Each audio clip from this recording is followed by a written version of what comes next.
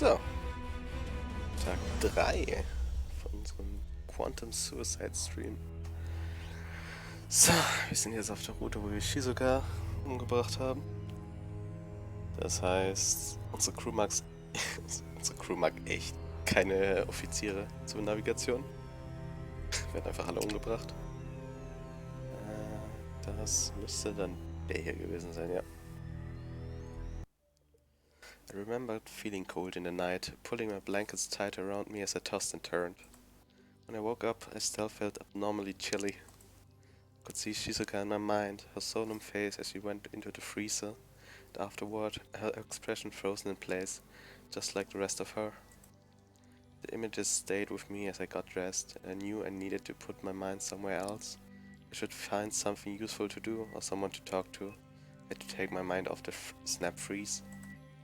At least it was quick, I thought. I looked at my tablet to see where the rest of the crew was. Most of them were in their own quarters.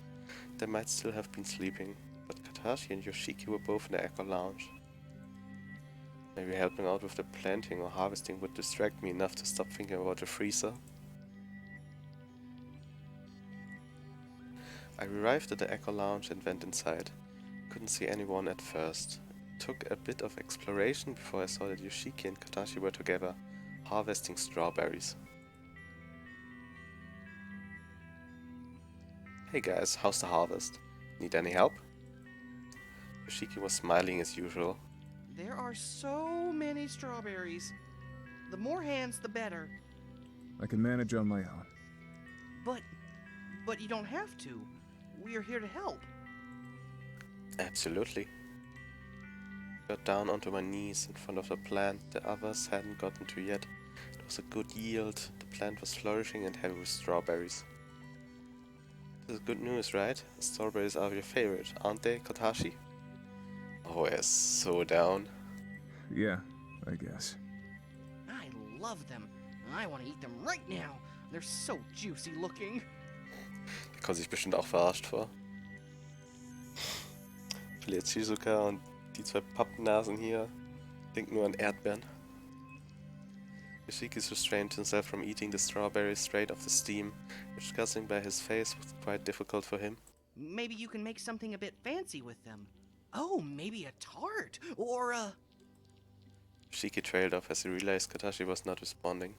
He was focused on carefully removing each of the strawberries without damaging the fruit or the plant. He was slow and meticulous about it. Well, I am here to help. These strawberries will rue the day they decided to grow within my picking range. See? You're here and we have strawberries. Things are already starting to look up. Look up? Look up? What is wrong with you? Don't you even care? Katashi stood up, almost knocking over the basket full of strawberries. I'm sorry, I can't do this. Katashi stormed away, heading for the door without another look back at us. I didn't mean to upset him further. I was just trying to stay positive, to make him feel better. Clearly it hadn't worked, but that wasn't Yoshiki's fault. Ah komm, Katashi braucht uns wieder. Wir helfen Vladimir, wir helfen Katashi. I'll talk to him, don't worry. We're just trying to help. I checked my tablet and saw that Katashi was heading towards the kitchen. It made sense. It was where he worked and it was probably a comfortable, safe place for him. I hurried out of the Echo Lounge to follow him, double checking his location as I went. Boah, fucking stalker here. I found him just before we got to the kitchen. Wait, Katashi, stop! What? Just want to make sure you're okay. Yeah, I'm super great. Sarcasm could do with some work, but now wasn't the time to point it out. Katashi turned his back on me and went to go into the kitchen. Was ja, die Vibrolle hatte ich nicht schon alles verraten? Und schönen Abend. Yoshiki was just trying to stay positive. He didn't mean to. Go away, kid. Wasn't about to give up that easy. I followed him into the kitchen and decided to give it another shot. Oh, das sind Messer. Das ist kein guter Ort.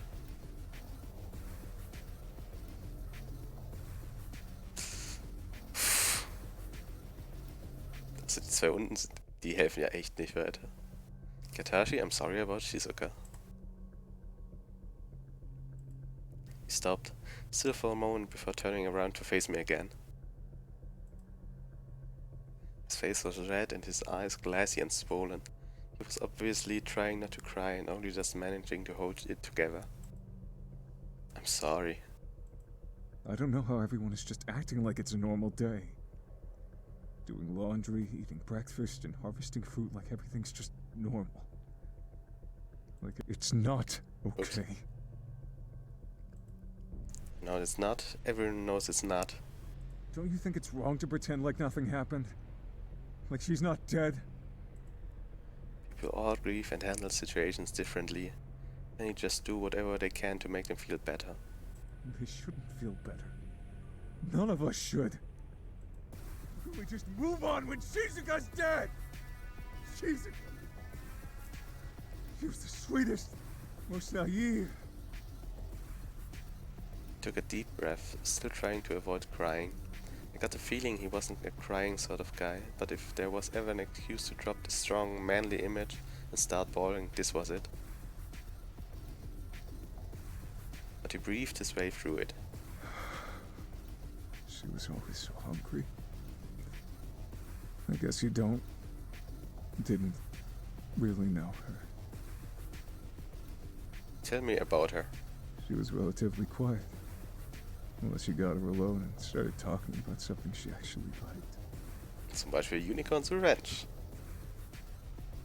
Katashi had a quiet chuckle to himself upon reflection. But she was the worst with feelings. She either didn't get it, or didn't know how to express herself properly. One year, the captain made her a unicorn backpack for her birthday because of a game she plays. And the captain gave it to her. She said absolutely nothing. Just stared blankly at the bag. She just took the bag and went to her quarters in silence and hugged it for hours. And since then, she was inseparable from the bag. Still never said thank you to the captain. Das CG für ihre Execution? Ich glaube, da war die Bag eigentlich nicht mehr auf ihrem Rücken. Ha. Ist mir gerade so eingefallen. Nee, die Vibrolle auf dem Discord habe ich mir schon selber geholt. Die wurde mir nicht auferlegt. I'm sure the captain knows. Shizuka was nice. I liked her. Wish I could have gotten to know her properly. She liked you. Tell me more about her being hungry. Katashi smiled warmly. When we were just little kids, I used to sneak her some of my food portion without her knowing. Wie wird eigentlich die Route hier weitergehen? Oh boy, die... Das wird noch eine Weile dauern. I used to think it would make her grow bigger and taller. I don't think it worked. She was still the shortest member of the crew. Ich wollte noch kurz gucken. Haben wir eigentlich ein Dossier zu den Personen? Und hier nur...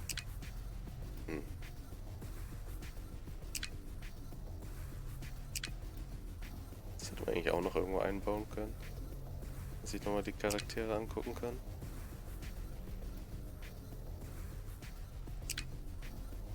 Well, we know that now.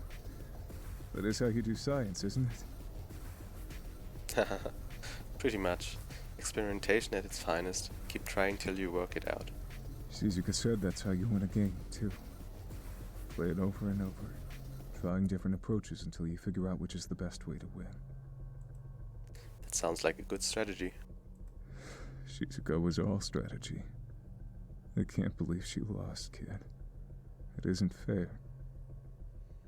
Würde mich schon interessieren, ob man wer für sie gewotet hat. She deserved to win. Was about to ask more about Shizuka Clearly talking about her made Katashi happy, but before I could say anything, Dai's voice was booming through the corridor at ear-etching volume. Yahoo! Everyone's favorite AI system is here! My, it's a beautiful day, isn't it? It would be such a shame if someone were to mention the deletion game! Oh nein, Runde 4. Dai let loose a maniacal laugh. Sorry, lost my composure for a moment there. Now then, could I please have all crew members report to the dining hall immediately for the weekly briefing? That's all for now. Seriously though, hurry up! I'm not going to wait here all day. Great. Katashi sighed as his posture dropped. I guess we better go. Katashi, just remember, no matter who wins and loses the game, it's Dai's who the problem, not each other. You're right. Okay. Let's go find out what good times lie ahead of us. Sarcasm clearly improves with his mood. As we entered the dining room, we were greeted by an overly excited Dai. Welcome, welcome. Please, everyone, take your seats. The show is about to begin, and I must say I am quite excited about this one. So, was spielen wir denn diesmal mit 8 Leuten? Made my way to the table and took the empty seat next to the captain. Dai was excitedly moving around the room, pretending to do a head count. Okay, good, good. Everyone is sitting. Get on with it, Dai. Didn't your mother ever teach you that patience is a virtue? Oh nein, es wird wieder eine Referenz, oder? Captain looked at Dai intensely. Oh, that's right. She probably wasn't around long enough to teach you much. Der tut weh. Such a shame. Could see the captain becoming enraged by Dai's words, but she remained composed. All right, I can't hold in the excitement any longer. Welcome to round 4 of the deletion game, Bidding Wars. Okay. I have noticed a certain lack of, what's the word? Teamwork. Ja, das hat echt gefehlt. So I have specifically designed this game to help us grow as a crew, but more importantly, as a family. We have to work as a team and trust one another if we are to get through this together. Cut the crap, Dai. One of us will die. Teamwork is not on the cards. Well, it is now, 'cause I said so. If you would all please turn your attention to your tablet devices, I have made you a short video on the rules. Bidding Wars.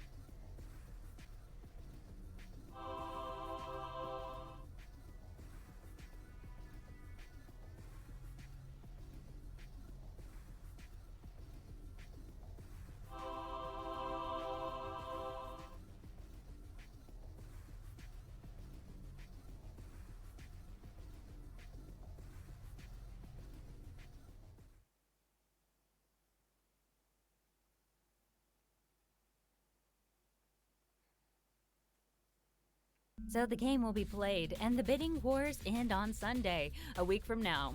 This is pretty exciting, right? Now, would you like me to explain the rules again myself, or just skip straight to the fun? Explain mal. Could you please go over the rules of the game so it's clear what we're doing? Of course! And I want to take this opportunity to thank you all for your ongoing participation. So, you will be split into 2 groups, 2 teams of 4 people. Each team will be allocated a captain, but shh, who that is will be a secret only your team will know. This game will then be played over 3 battles for points. Each battle, your team gains 10 points to allocate amongst the 4 of you. Points can be allocated freely, but every battle at least 2 members must be allocated a minimum of 1 point each. Your team captain has the final decision on point allocations. Each team will enter the dining hall separately, and the captain will tell me how many points each person in their team is allocated for the battle. After both teams have entered the room and told me their team's point allocations, the battle will end and the results will determine the winner of that battle. All 4 team members will be ranked, from highest points to lowest, and will face off with the opposing team in the same order. The team with the highest points for each rank wins that rank, and will receive those points both as an individual and for their team's total. For example, if Team A's highest allocation is 5 points and Team B's is 4, the score of Team A and its individual player increases by 5. Team B and Team B's player will receive 0 score. If both Team A's and Team B's highest point allocation is the same, for example, both players have 5, neither team nor their individual receives points. Teams receive score equal to the points awarded in Battle 1. We will move straight to Battle 2. Teams and individual scores will carry over and accumulate. However, only team scores will be known to everyone during the game. Personal scores will only be announced at the end of the game. Remember, it's about winning the war, not the battles. After 3 consecutive battles, the war ends and the team with the least points will lose. But don't worry, I can't just execute 4 people. That's crazy. The player with the least amount of individual score in the losing team will be the overall loser and will face the wheel. Sollte so am besten in League machen. Schlechtesten Performen raushauen. Hallo Firebird. Ich sehe, wurdest du von einer Subbombe getroffen? Die held her hand to hear her ear. Die held her hand to hear her ear. Ugh. Implying she could hear one of us speaking, but we are all deadly silent. What's that I hear you asking? What if after 3 battles both teams' total scores are tied? Then I will make a special exception and execute both teams' captains. And what about if the losing team has 2 team members tied with least points? Don't worry, I won't execute the 2 of you. That's not fair. Just the losing team's captains, even if they aren't the one with the lowest points. After all, the captain should always go down with the ship. I winked at the captain before waving her arms in anticipation. Yeah, I'm so excited! So, is it all for one and one for all, or every man for himself? Oh, I forgot to mention one big rule with this game. Because I want to encourage teamwork, from this point on, you are prohibited from speaking or communicating with members of the opposing team. I can't have someone trading insider information now, can I? That wouldn't be fair. Or fun. If anyone breaks this rule, there will be punishment. Serious punishment. So, let's play fair, okay? Okie dokie. I have split you into 2 teams, boys versus girls, just for funsies. Team A is Nicholas, Katashi, and Yoshiki. Team B is Beatrix, Kimiko, Melody, and, because I'm not the monster you all want to paint me as, Vladimir.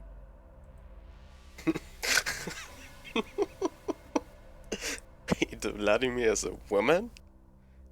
Nein, du Vollidiot. Er will einfach zu seinem Kind. What? No? Prove it! For this game and for my theme to work, Vladimir is an honorary lady. Congratulations! Now remember, no talking to the enemy at all. Or else. Wenn wir jetzt...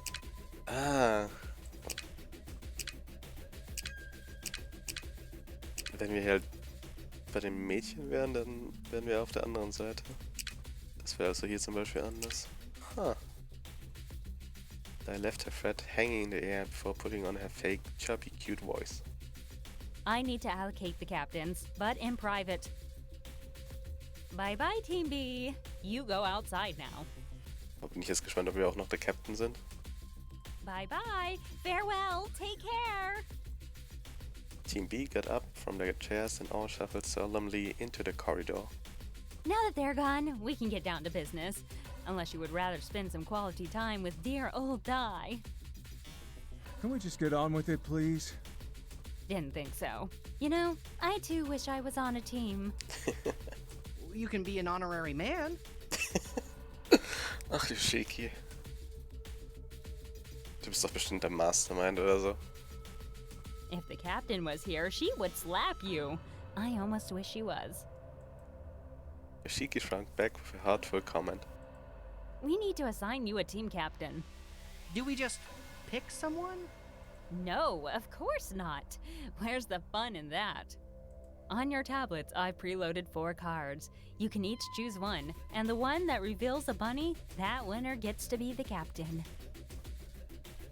Ich bin ja mal gespannt, wie der Hase aussieht. Ich habe schon eine Idee. Oder 2. Couldn't you just change the cards if you wanted to pick who's captain? Why would I do that? Otherwise, I would just pick whoever I want anyway. So it's just pure luck. Yep, now come on, kids. Mama Di still needs to see Team B. I'll go last then. It's all luck anyway. True, I go second to last then. Then I'll choose first and Katashi second. Sure, whatever. Alright. I choose card 3. I guess I'll take one. Ah, nehmen wir 2 oder 3? 2 oder 4? 4! And the winner is... Natürlich. Siehst du, viel gewinnt immer. Congratulations on becoming team captain. Ist bestimmt eh fucking rigged. So now can we go and strategize? Oh, so keen. I like that about you, Nick. I'm gonna start calling you Nick. No, wait. Maybe Nikki. Let's go somewhere to talk this through, team. Off you go now. Mama Di is ready for her next appointment.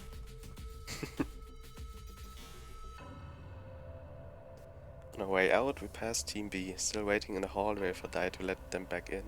I wondered who their team captain would be. Beatrix was clever but untrustworthy, and Kimiko was the actual captain of the ship, so those leadership skills would help. But if Melody was the team captain, what would they do then? We all followed... Ja, aber Vladimir außer Acht lassen? Wow. Ist aber nicht nett. We all followed Nicholas to the Echo Lounge, where we could sit and talk strategy. Initial thoughts about the game? It sounds like... too much maths. Math. Not even once. You're an engineer. You use maths all the time. Well, I should. What do you mean, should? Is the ship even safe? Gentlemen, Yoshiki's questionable engineering practices are the least of our worries when at least one person's death is already certain on Sunday. Yeah, sorry. Back on task. The goal here is to win the war. We need to make sure we win as many of the battles as we can.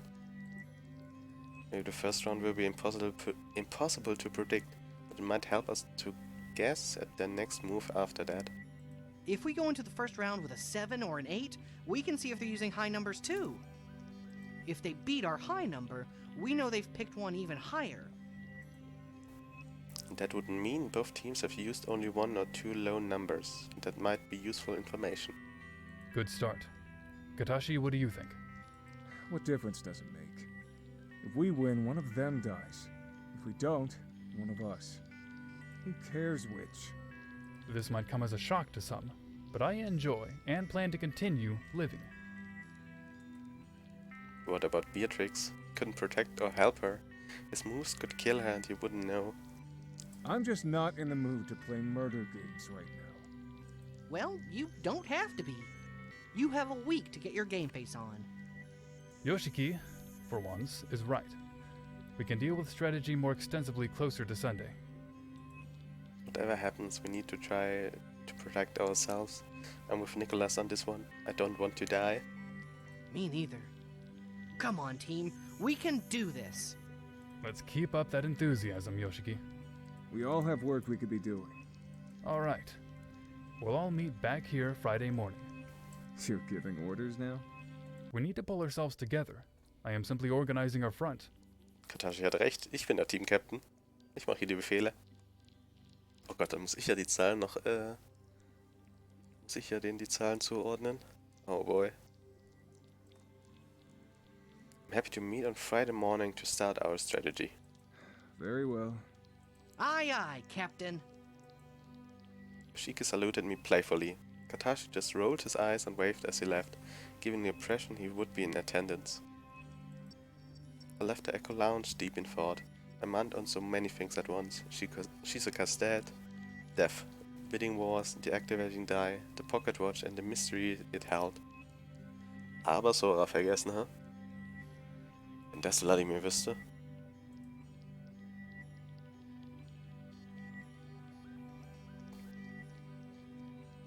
Nightmares were getting worse. Images of my parents, Shizuka, Zora, all danced through my head, lifeless. There were also a lot of clocks. They were dangling from chains and ticking, their hands spinning either perilously fast or so slow it was barely detectable.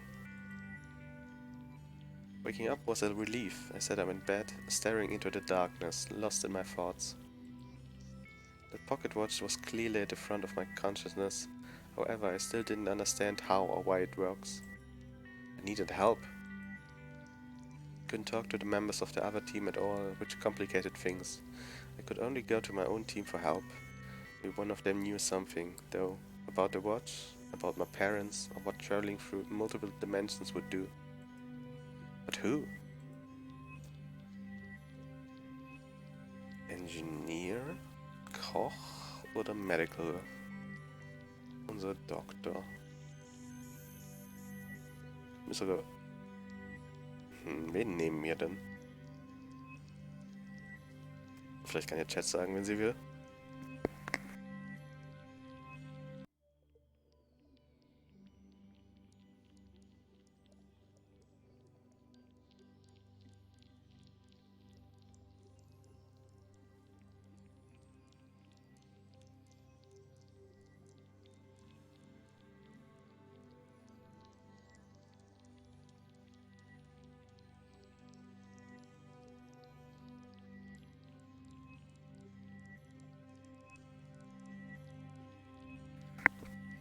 So, wieder richtig hingesetzt. Ich bin mal für Yoshiki. Ja, noch gar nicht überhaupt. Didn't want to show the watch to just anyone. I didn't know what it could do, and I didn't know how I could trust, especially with the deletion game still going on. I was sure I could trust Yoshiki. I arrived at the gym to find him straightening his bow tie. Good morning. Are you coming for a swim? Aw, I just finished. You should have told me and I would have waited for you. Huh, no swimming. I was looking for you actually. You found me. Great work. Yeah. So you just finished swimming?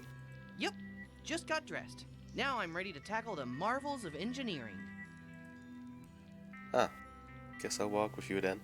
That would be an honor, bestie. Bestie? Ah, stimmt ja am Anfang. As we left the gym into the hallway, I decided to get straight to the point. I want to show you something. Found this pocket watch. It belonged to my parents. What? It's beautiful. Old, but in a good way. Wow. I don't think it's just a watch though. Ooh, is it a spy watch with hidden gadgets? Maybe. Found it with my parents' research notes. Weren't they physicists? Well, maybe that was their cover, and they were actually clockmakers. No.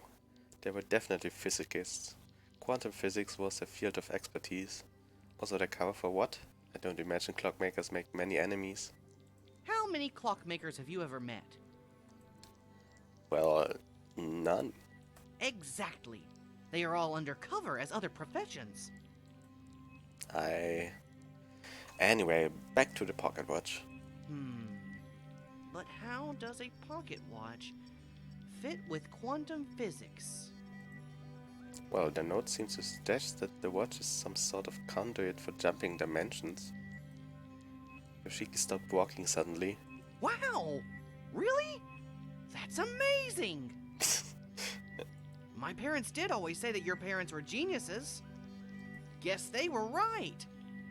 How does it work? Yoshiki was now bouncing up and down on the spot with excitement. I don't really know how, or even if it does work at all. Their notes didn't say? Didn't really understand all of the notes just yet, but I think maybe I can work. That's so cool! But... wait. If you use the watch to travel from this dimension to another dimension, would you get to meet you? I don't know. I guess so, maybe. So, what happens if you meet your alternate self? Does the universe just explode? Do you cause a rip in space and time like so many old movies say? I don't think so, but I don't know, to be honest.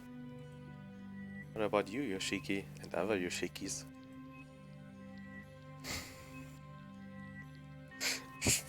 Was sind das für Aussagen?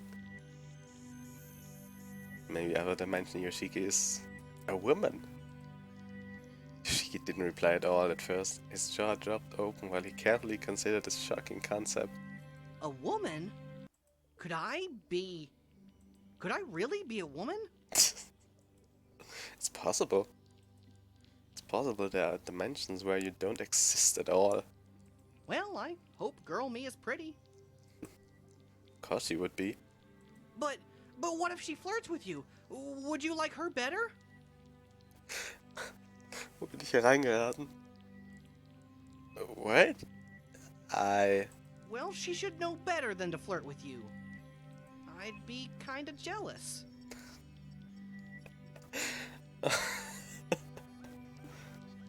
You shouldn't even be interested in her. Why not? She's not even your Yoshiki. I'm your Yoshiki.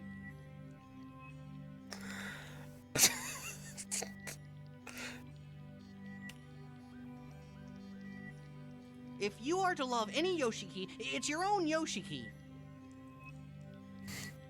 Maybe you fall in love with alternate me. Or a different alternate you. Huh? That sounds very confusing. You're right. Let's make a rule about sticking with your own dimensions versions. Ich dachte, du könntest mir helfen als Ingenieur mit der Uhr, aber... Wie sind wir hier gelandet? If you want a Yoshiki, you have to have your own dimensions Yoshiki, and vice versa. Agreed, we need a policy of no inter-reality dating. Inter-reality dating. It's the only safe solution. Yoshiki smiled proudly. It's not every day that you created and implement a cross-dimensional dating policy. Talking to Yoshiki hadn't really answered any questions about what the watch did and how it worked, but it did put me in a good mood. Just talking to him, regardless of topic, always made me feel good. We had walked together from the gym to the engineering bay. So Yoshiki, what are you working on today? Engineering. Bye, bestie. I am here if you need me. Have fun with your watch. Yoshiki disappeared into the engineering bay. I headed back to my quarters. This watch problem wasn't about to solve itself, sadly.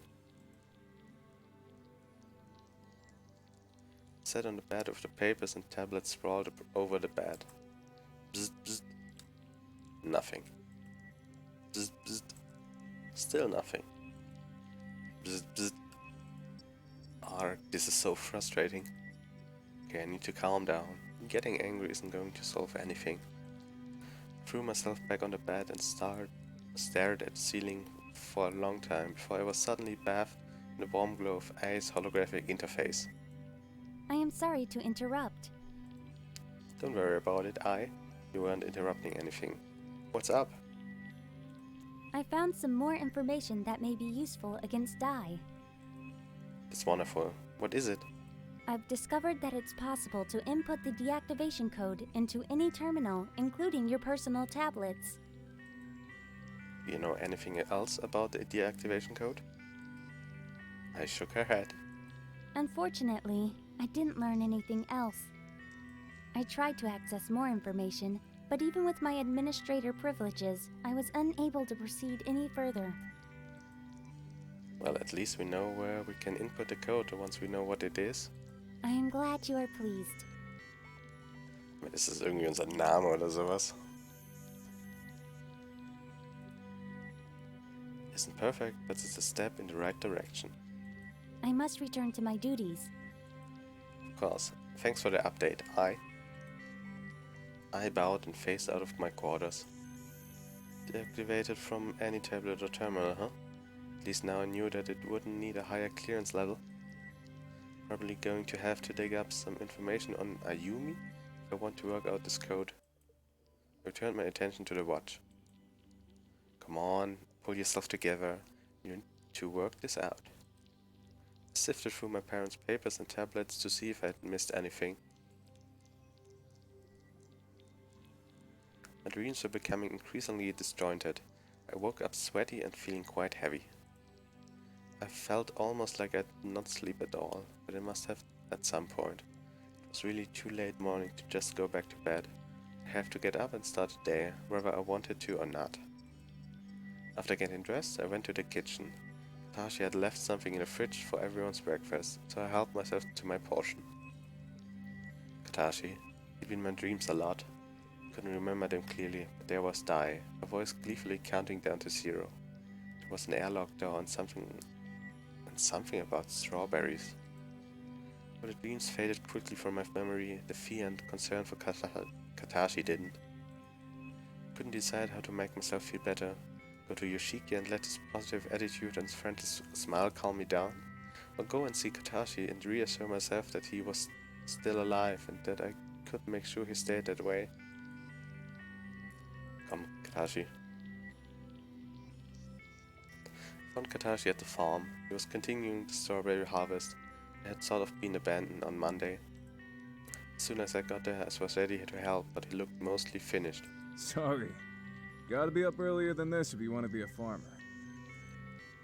Try a lot of strawberries? Katashi showed me his half-filled bucket.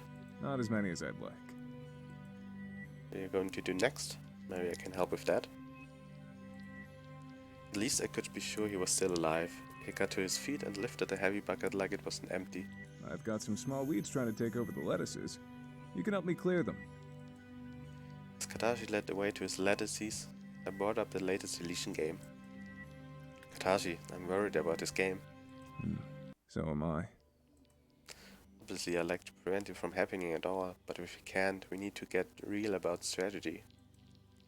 There was only one safe strategy I could think of. I don't think we can strategize. That requires us knowing what the other team is up to, and we just can't know what their plans are. Well, we can at least make sure that someone is safe. We can't make sure of anything.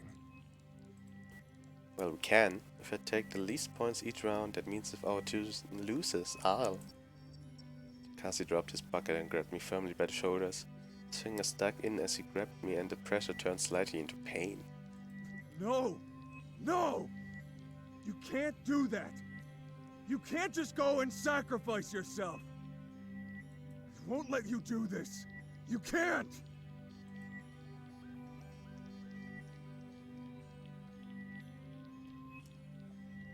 2 oder 3. I don't want to see another friend die. I'd rather it be me.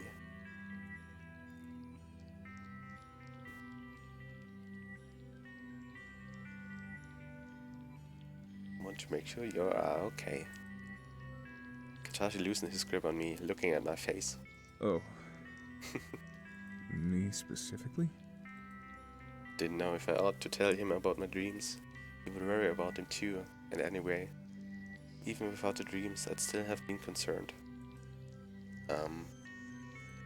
Yes. Feel a warm blush rising up my cheeks. Why me? Why not Yoshiki or Nicholas? The warm face must have been a bright, conspicuously pink. Well, maybe. Maybe I like you more than them, so I want to protect you. Zeit für die Kappa Prides. Oh.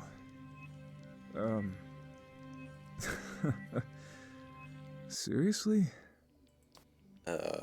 Maybe? Katashi's face was as red as I imagined mine was, and his grip had now loosened altogether. He'd stopped looking at me in the eyes, shying away from meeting my gaze.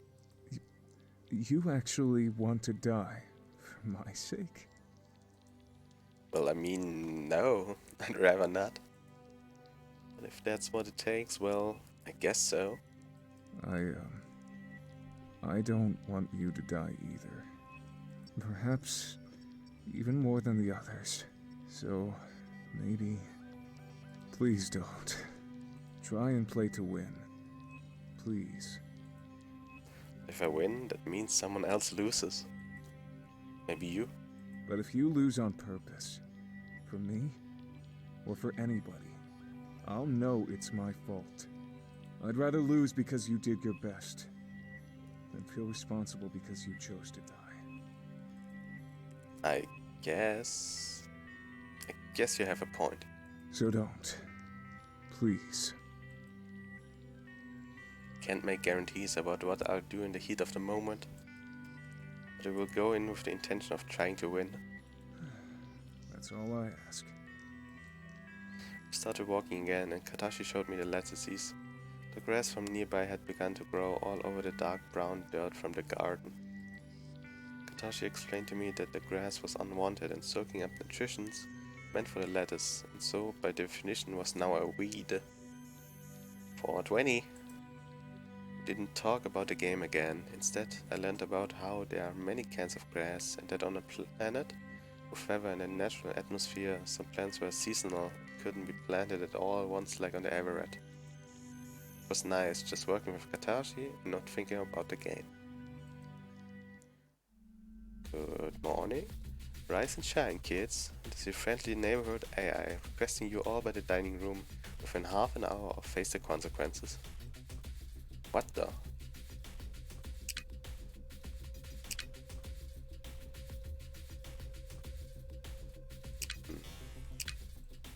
I repeat, we are ready. All systems are go. This is not a drill. Get to the dining room in 29 minutes and 25 seconds. For a moment my head was filled with Dad's piercing voice and absolutely nothing else. Didn't know where I was, who was shouting, or even who I was. After a few seconds I adjusted. It was definitely only Thursday. Counted back over the days since Dai had explained the new game on Monday. There's no way I had forgotten that much time.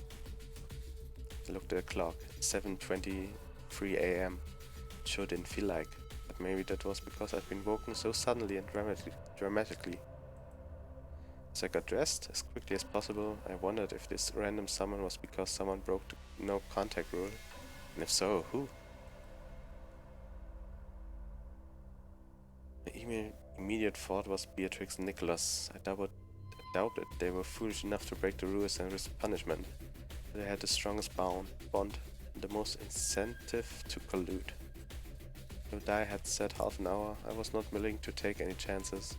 As soon as I was dressed, I rushed out into the corridor and headed towards the dining hall. Yoshiki came out of his own quarters exactly as I passed by. I stopped for a moment to wait for him. What happened? Do you know what this is about? I think maybe someone broke the rule about not communicating with the other team. That's what I thought too. But who? The twins, maybe? Or I thought Melody. That's possible. She's such a friendly kid. She could easily forget. Really hoped it wasn't the case.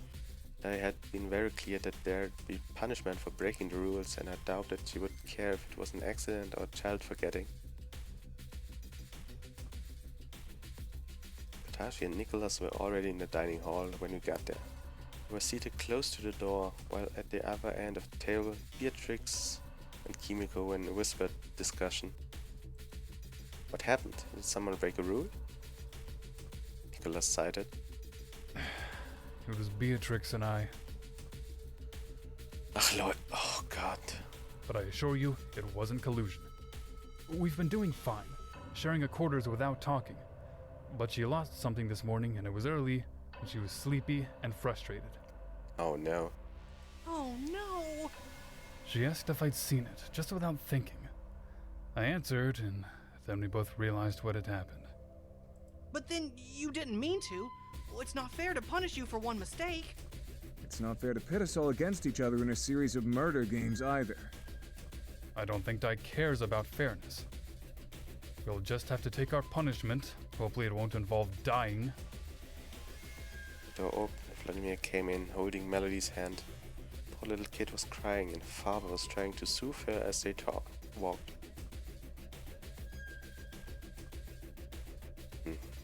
Wieder Probleme mit den Voice Lines?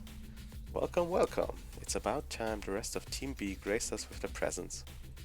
As I'm sure you are already aware, the rule forbidding communication between teams has been broken, which is why you've all been summoned here this morning. I was looking around the room at the crew when she stopped and focused on Beatrix. Oh, dearie me, Trixie. You're looking a bit rough around the edges this morning. Just get on with it. Oh my, I wouldn't be talking like that if I'd broken the rules. It was an accident. It isn't like we said anything important.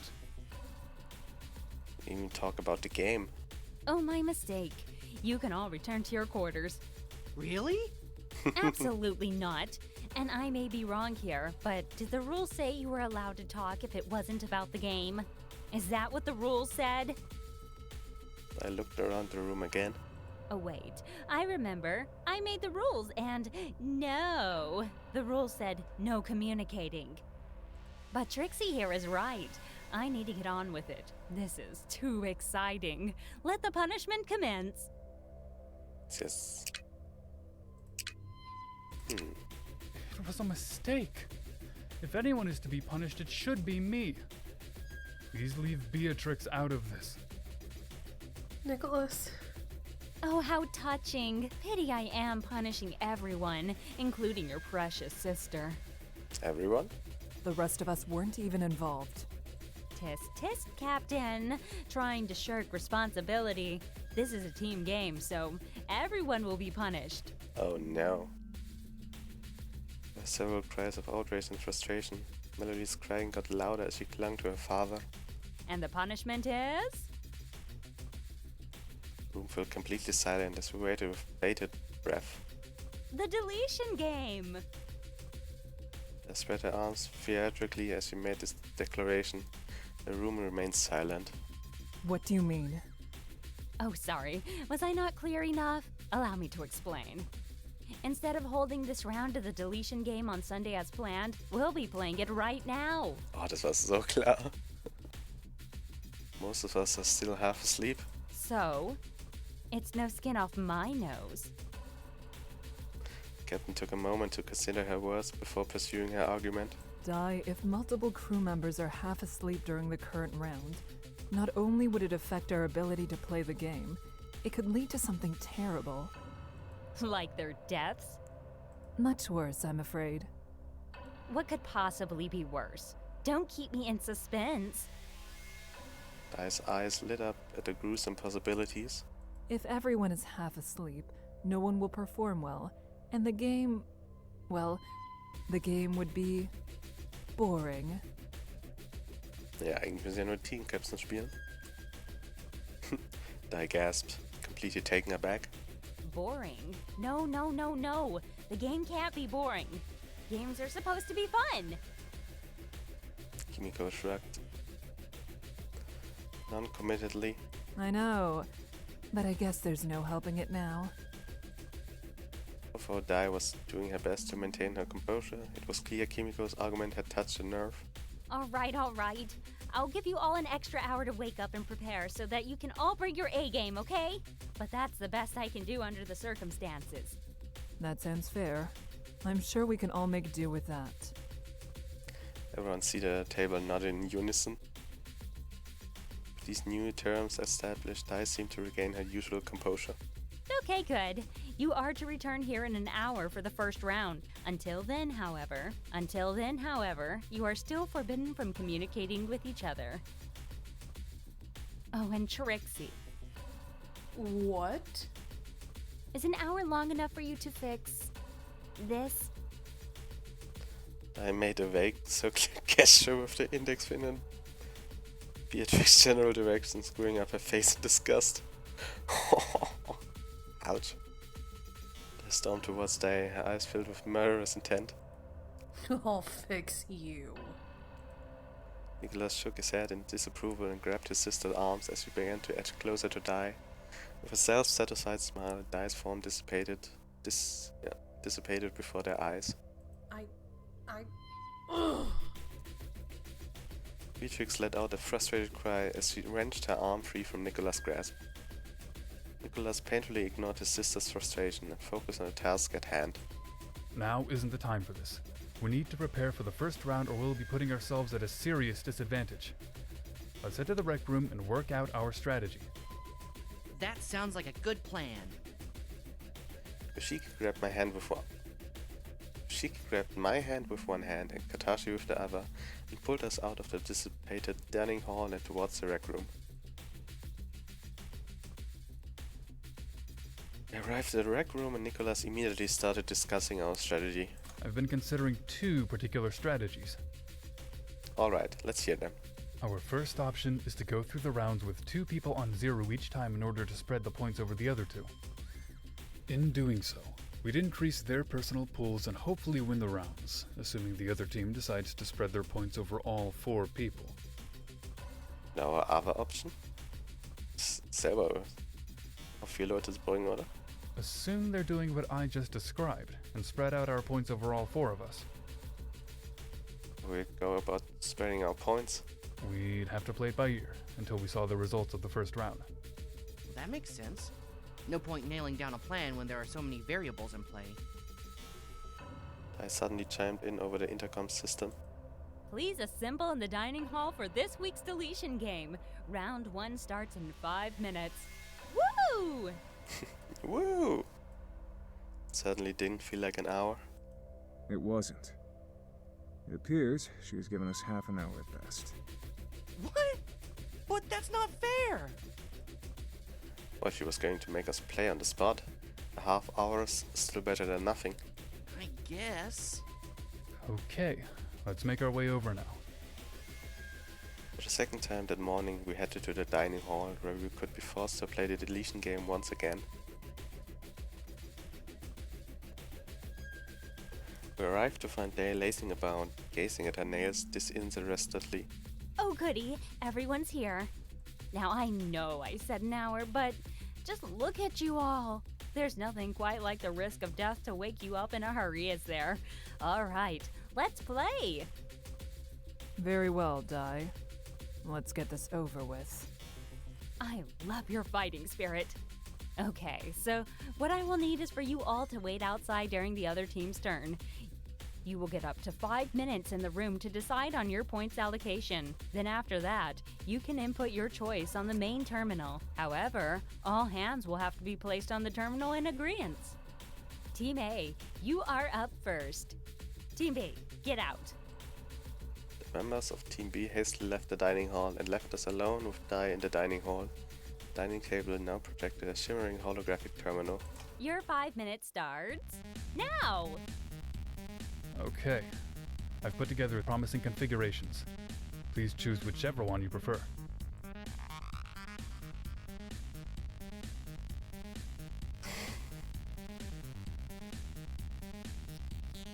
Wow, mein Team will ja echt keine Punkte geben, oder?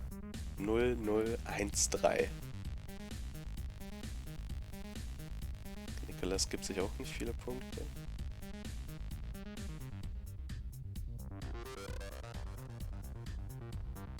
Ich bin hier mal für die untere. 9 Punkte für Katashi. Is everyone in agreement? Yes. Yep.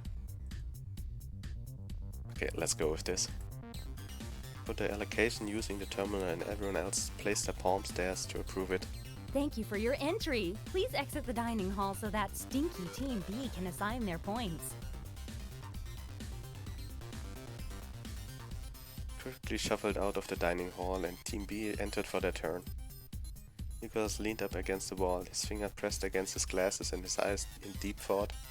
Frustrating, isn't it? Indeed, it is, Katashi. Aren't all the games frustrating? Nicholas and Katashi both smiled at Yoshiki as if he was a simple child. Yes, but this one especially. There's no way for me to determine their numbers with any degree of certainty. It relies almost entirely on luck. After a few tense minutes of waiting, Team B exited the dining hall. I followed, boisterous as usual. Wonderful start to the betting wars. Both teams are fighting hard. Now let's see the results of round 1. Ja, ich bin eine Null. Aber auch Yoshiki. Wir haben mir Nicholas 0 Punkte gegeben. Naja, so. If you would be so kind as to draw your attention to this screen. So, jetzt haben wir wieder 5 Sekunden, um den Result Screen anzugucken. I projected the screen using the same light as you made of. And the winner of round 1 is...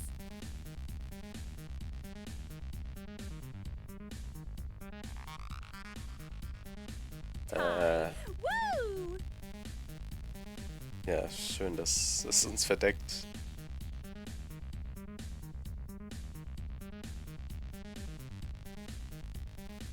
Can you feel the tension? This is amazing! Ah, kann man hier sehen, Nicholas ist auch eine 0. Yoshiki ist eine 1. Let's move on to round 2. Team A, you are up again. Please follow me. I appeared to walk through the wall as we made our way back into the dining hall. Ich bin mir sicher, das hier ist beide Captains sterben lassen.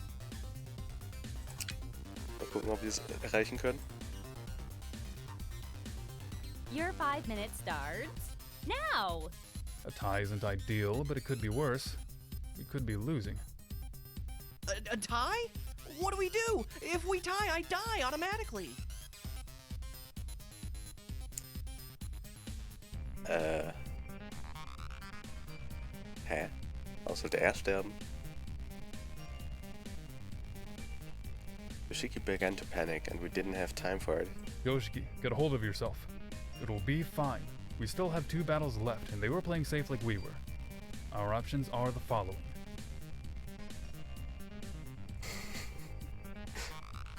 Das gleich einfach nochmal. Put the allocation using the terminal and everyone else place their palms there to approve it.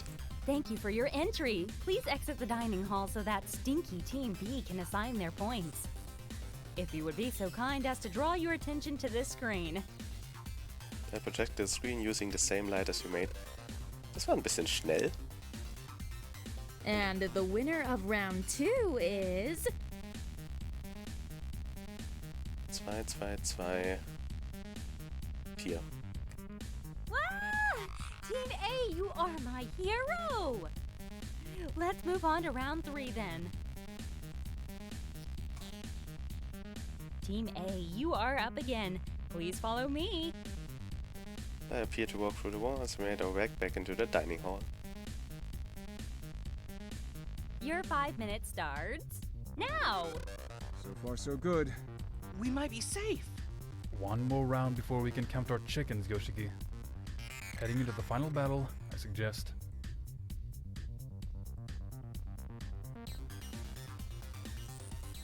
Das...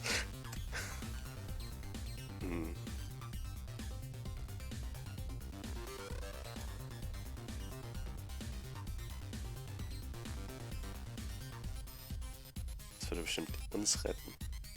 Ich geh mal. 3 Runden 1-0 sind wir. Sehr Well, schön. Team A, I guess 2 kinds of congratulations are needed. Not only did you lose, but you couldn't even lose properly and have more than one person coming last. So, congratulations? Yeah, you're deaf. Do you all just want to die that badly? Either way, you know the rules. Time's up. I pretended to salute Polly. You will go down with the ship as all good captains should, and you will be remembered for your sacrifice. Well, I gotta tell ya, this is very disappointing. I expected great things out of you. Tja, da warst du nicht die Erste. But rules are rules, and you've been chosen. The fates have conspired. Luck is not on your side. The odds were not in your favor. I wondered how many ways I had of telling me I lost. You all knew that. It didn't seem quite real. I was dazed, standing in the dining hall, listening to die, but at the same time I wasn't there. I was outside my body, looking at myself. Stop dragging it out. It isn't fair. You want to die sooner rather than later? I. Well, the sooner you're gone, the sooner we get to the new game. Let's spin that wheel. I came back to myself enough that I was looking out of my own eyes as the big wheel of murder appeared. She winked at me before reaching out and pretending to spin it. Ich sag, wir werden einfach aus dem Schiff gehietet. It spun fast, all a blur. I kept pretending like it was real, like she wasn't in control of anything. When the wheel started to slow, the text legible as one depth after another flipped past the indicator. Some of them clear as other ambiguous, drowning, disintegration. Squeeze! Ooh, it's slowing down now. Anyone want to put a bet down? The suggestion was met with angry glass. Just trying to lighten the mood. And we have a winner! The wheel had stopped, a big red arrow pointing to my fate. Airlock Aeroplane! Wir sind der Imposter. Wir werden rausgeschmissen. Congratulations! You're going to enjoy a quiet, relaxing time out in open space. No suit, obviously. Would it hurt? I tried to remember as much as I could about vacuums. It wouldn't be like running out of air slowly. I'd got straight from an oxygenated environment into a total vacuum. It had to damage my body, right? Maybe I died before I ran out of air. To the airlock! Oh, she could easily have vanished and reappeared at the airlock, and I preferred to lead us there herself, pretending to be a tour guide. And now if you look to your right, you will see the door to the kitchen. On your left, a blank wall. Very thrilling. Keep moving, and we're walking. Well now, ladies and gentlemen, this is very exciting. It looks like we'll be getting a glimpse of the infamous engineering bay. Unfortunately, we can't stop the tour here, so just take a peek as we're walking. Yoshiki and Katashi both hung back to come level with me. I'm so sorry. This isn't fair. That game made it impossible to strategize. Bestie, I'm going to miss you. Put an arm around Yoshiki. It's okay, you lived without me for 25 whole years of your life. Be a nice memory for you. It won't even seem real by the time you grow old. Yoshiki started to cry and made no attempt to disguise it. I don't want you to ever not feel real.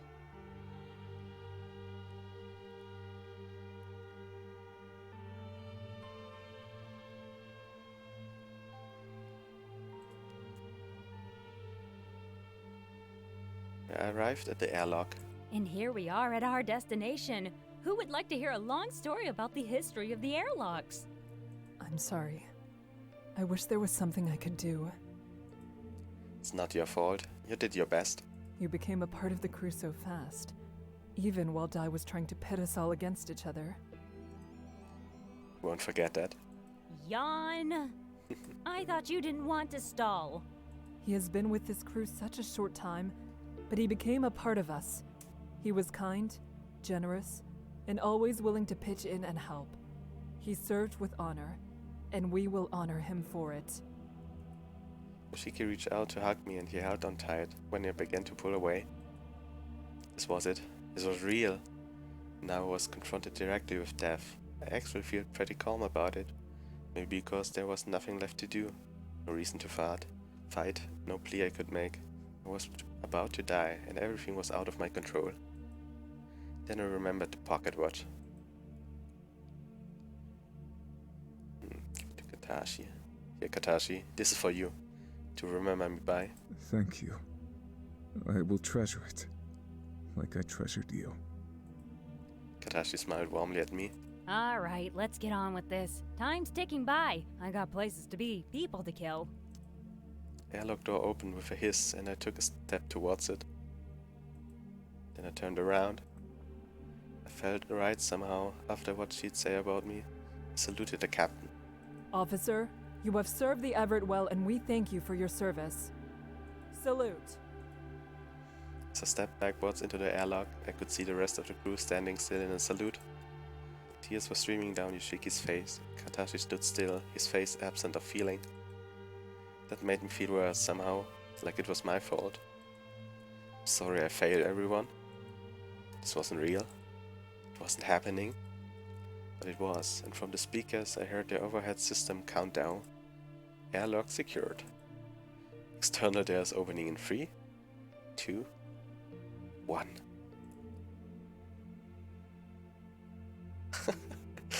Sehr schön gemacht.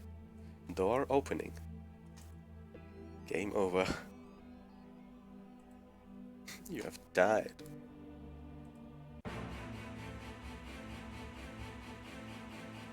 Oh. So. A bit the farewell. Okay, das ist der Skip-Button. Gut zu wissen. So, wir sind wieder im Spiel. Speichere ich mal auch immer lieber.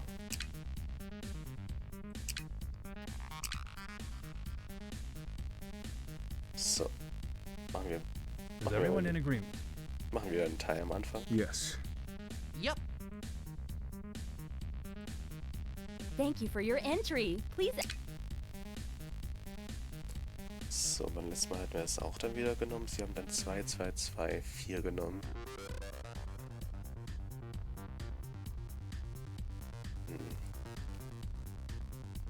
Nehmen wir halt das hier. Bitte Allocation. Thank you for your entry. If you would be so kind as to draw your And the Ah. Guck mal, diesmal haben sie auch anders gespielt. Maybe I put the money on the wrong horse here. Tisk tisk. Guys, we are losing. I know, I'm thinking. Let's move on to round 3 then. Team A, you are up again. Please follow me. Your 5 minutes starts now. Guys. I know, I'm... Okay, here...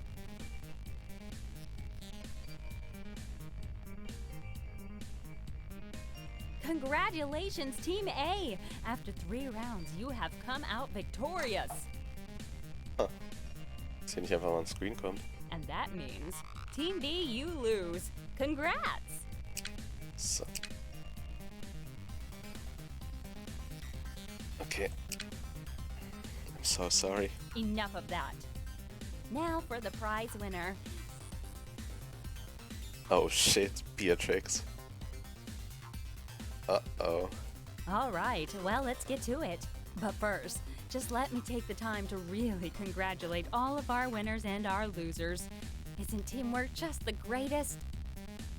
No. No. I can't have lost. Beatrix leapt from her chair, pointing at her team. You guys screwed me. Now, Trixie. No one likes a sore loser. This isn't fair. Beatrix, I'm sorry. No one wants this. Nicholas became desperate as his sister was now set to be executed. Oh nein, der wird uns alle umbringen. What if we swap places? I'll die. I volunteer. No, you can't. I will. If it'll save you. Nope, not swapsies. Sorries. But I want to. Well, you can't. Rules are rules. And besides, this coupon is good for 1 Beatrix. No substitutions allowed. Beatrix was glaring at her whole team and had turned her anger onto the rest of us as well. I'm a medic. What will you do if we're both gone, huh? You can't get by without us. Felt bad for Beatrix, but it wasn't like we'd taken a vote and decided to kill her. She just lost the game, and that could have happened to any of us. This isn't fair. Yawn. How many times are you gonna say that? It is fair, sister. So suck it up and spin that wheel. Dai's big wheel of deaths appeared and she gestured to it. Come on, give it a spin. I can't touch it, you moron. And you never will, with that negative attitude. Don't worry, Trixie. I'll spin it for you. I reached up and pretended to grab the wheel and spin it. It flashed and changed colors as it span, blurring so we couldn't read the options as they passed the indicator. Whoops. Looks like I pushed a little too hard. It may never stop spinning at this rate. How about you tell me when to stop and I grab it? Beatrix was sitting back down, glaring daggers at Dai and not saying anything. No? Geez, awkward. Guess we'll just have to wait. The wheel must have spun for 2 minutes before it finally started to slow down. Ooh, here we are. Will you just look at some of these exciting options? Can't wait to see where we end up. The wheel slowed down again. Dai pulled more and more ludicrous surprise faces, like she wasn't in control of the whole thing. And the winner is poison. Uff. Passend für den Medic. Huh. That's actually kind of boring. But rules are rules. And what do we do when there's rules, Nicholas? Not break them. You got it, handsome. I pointed dramatically to the door. To the medical bay. None of us had any choice but to follow her out and into the corridor. Beatrix, I'm so sorry. Yeah, you keep saying. She won't let me swap. But maybe there's some other way.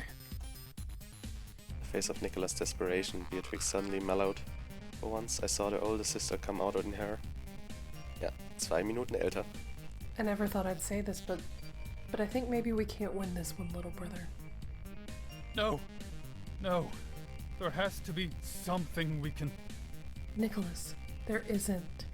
Will you look at that? I'm actually being the reasonable one. Nicholas started to plead with Dai, bargaining for his sister's life. Dai? Dai, this isn't right. Why can't we? Nicholas. I'll die. Right now, right here. I'll find a way to... I think if you did that, Dai would kill Beatrix anyway. I agree. I don't think suicide will solve anything. Ich glaube, wollten sie wirklich dieses Sprite hier gerade benutzen?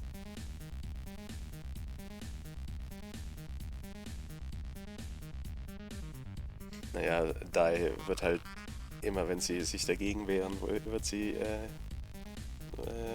die Drohung ausgesprochen, dass sie ihn einfach den Sauerstoff abdreht. Also muss es halt die eine Person sein, die stirbt. Sonst ist die Mission gefährdet. They're right. Nicholas, little brother, no suicide. I forbid it. Oh. Versteht ihr das jetzt in die Richtung? Bringen sie alle um? Here we are. We had arrived in the medical bay. We gathered in a cluster by the door, waiting to see what Dai was going to do. She couldn't physically give Beatrix any poison, so how was it going to work? Nicholas, if you would step into the surgery room, we can get started. I thought you said we couldn't swap. Well, I did say rules are rules, but I'm not unmoved by your brave offer. So, into the room with you. Oh. Nicholas moved towards the door. No. No, please. Too late. Get in. Beatrix pulled her brother into a hug as he moved towards the door. She didn't say anything to him, but her face was bright red from the effort of not crying. Nicholas stepped into the surgery room and Dai locked the door behind him. Nicholas. Not so fast. Time for a game within a game, I call it. Double Jeopardy. What? Dai, what are you? Just having a little bit of fun. I've shut down the oxygen to the surgery room. Beatrix Vogel, can you administer yourself a lethal poison dose before your brother runs out of air? Oh. Alter. No. By my count, you have 3 minutes to make yourself dead. Holy shit. Or you could hold out until your brother dies. At which point, one of the others will force you. I didn't need to explain how that would work. She threatened everyone until someone killed Beatrix. What's it to be? 1 death or 2? Let's find out. 2 minutes, 45 seconds. Beatrix looked at her brother inside the surgical room. He was sitting on the bed, peering through the observation window at us. He seemed to be trying to read lips, which meant I must have cut the sound so he couldn't hear what we were saying. Did I mention you need to be 100% dead before I turn his oxygen back on? You've got 2.5 minutes. Beatrix ran into the storeroom. I knew there must be a way to jazz up a poisoning. There was a loud clattering from inside the storeroom. It sounded like Beatrix had knocked something over. All right, I'm ready to take bets. I'll give you 3 to 1 that Trixie makes it in time. No one? What about 11 to 1 that she deliberately lets her brother die? Real funny, Di. Not a gambling crowd, eh? Beatrix emerged from the storeroom, a bottle in hand filled with dark liquid. We need to get to the kitchen ASAP. I need to mix this with a chemical from the kitchen. 2 Minuten. Beatrix ran as quickly as she could towards the kitchen. The rest of us followed quickly after, leaving Nicholas alone and confused in the medical bay. Alter! We made it to the kitchen where I saw Beatrix hurriedly mixing liquids on the counter. What are you mixing? I won't tell you fools, then you can poison yourselves. Beatrix quickly sat down at a kitchen island. Beatrix Vogel, you have served the Everett and the mission with honor. Beatrix lifted her glass, now a golden yellow in color, and began drinking the concoction. We will remember that, and the courage you are showing today. Thank you. Beatrix blinked a few times and began to fall backwards off her chair. Whoa! It's okay, Beatrix, I got you. I put a strong grip on Beatrix and helped her to sit back up straight. That's quicker than I... Ah! Beatrix leaned forwards, bracing herself on the table. I didn't know what kind of poison she used, but it must have been quick acting and painful. Ah! Oh, my head. Salute! Vladimir turned Melody to face him, while the rest of the crew, except Katashi, was still beside her, honored Beatrix with a salute. The captain was right. This was a courageous act, and however abrasive Beatrix might have been, she was brave and loyal to her brother. I can't see. I can't see. Her eyes were wide open. She was reaching out feeble for Katashi. He was holding onto her when her first spasms came.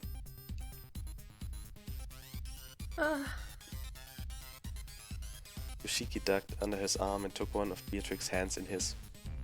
Oh God, oh, Squeeze my hand. It's okay. Nicholas. He's okay, he's still breathing. We will take care of him, Beatrix. I promise.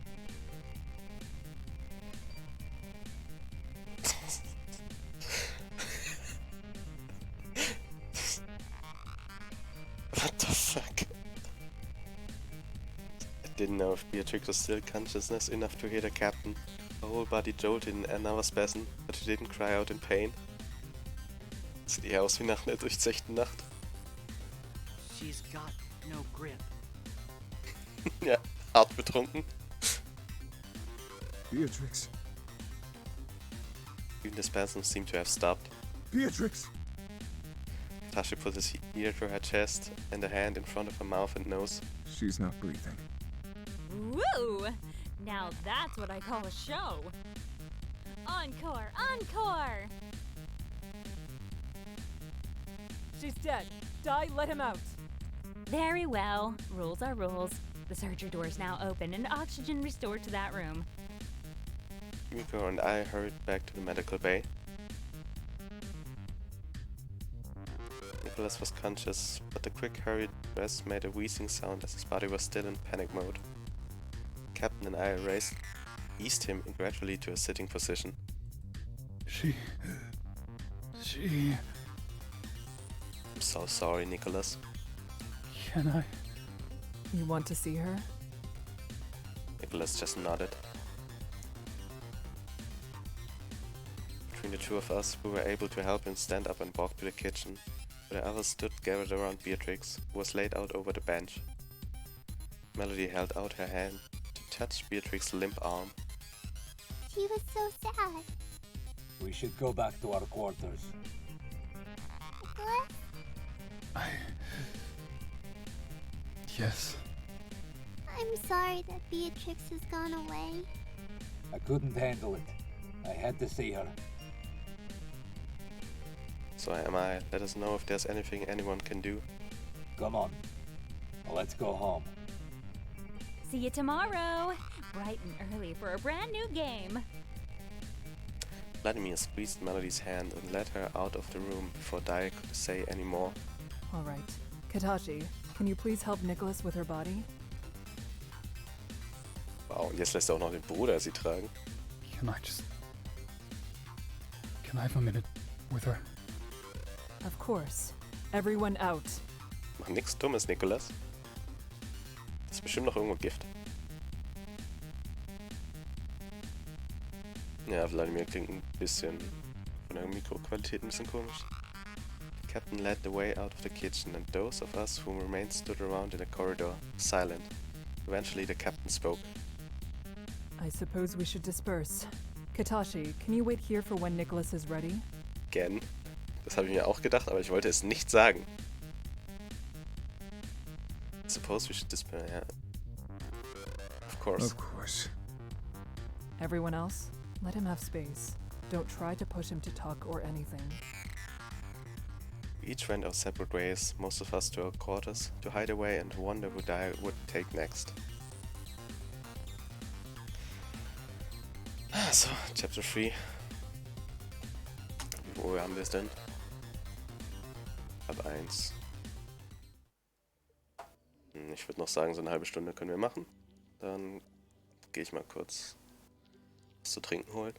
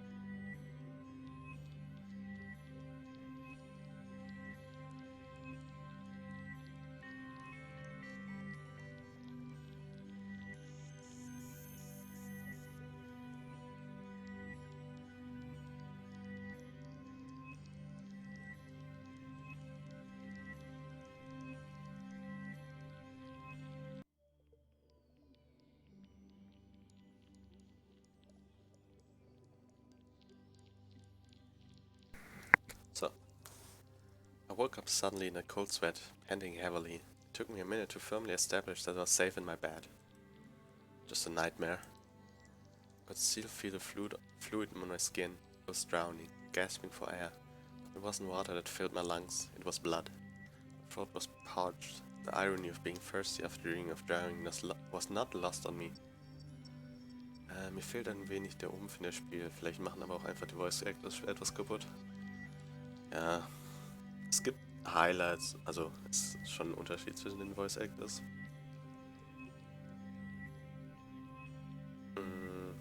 Ich habe mir jetzt noch nicht genau angeguckt, wie es released wurde, aber ich glaube, es ist halt wirklich ein Ein-Mann-Projekt.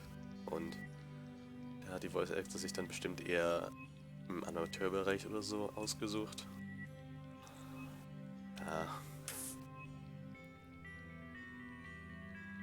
Wir haben ja immer noch sehr viel, was wir hier vom Spiel sehen können. Also mache ich mir noch nicht so gut Gedanken, was ich als Fazit für dieses Spiel machen will. It should almost be morning. I might get a drink. I dragged myself out of the bed and headed towards the kitchen.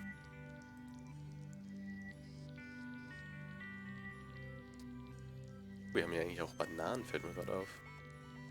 I arrived to see that Katashi was already awake and in the kitchen. He stood, staring into the fridge, face stiff and emotionless. Katashi? It took a moment for Katashi to register me while speaking before he spun around. His face quickly contorted into a half smile when he saw me. Good morning, rookie. What are you doing? You okay? Oh, I was just...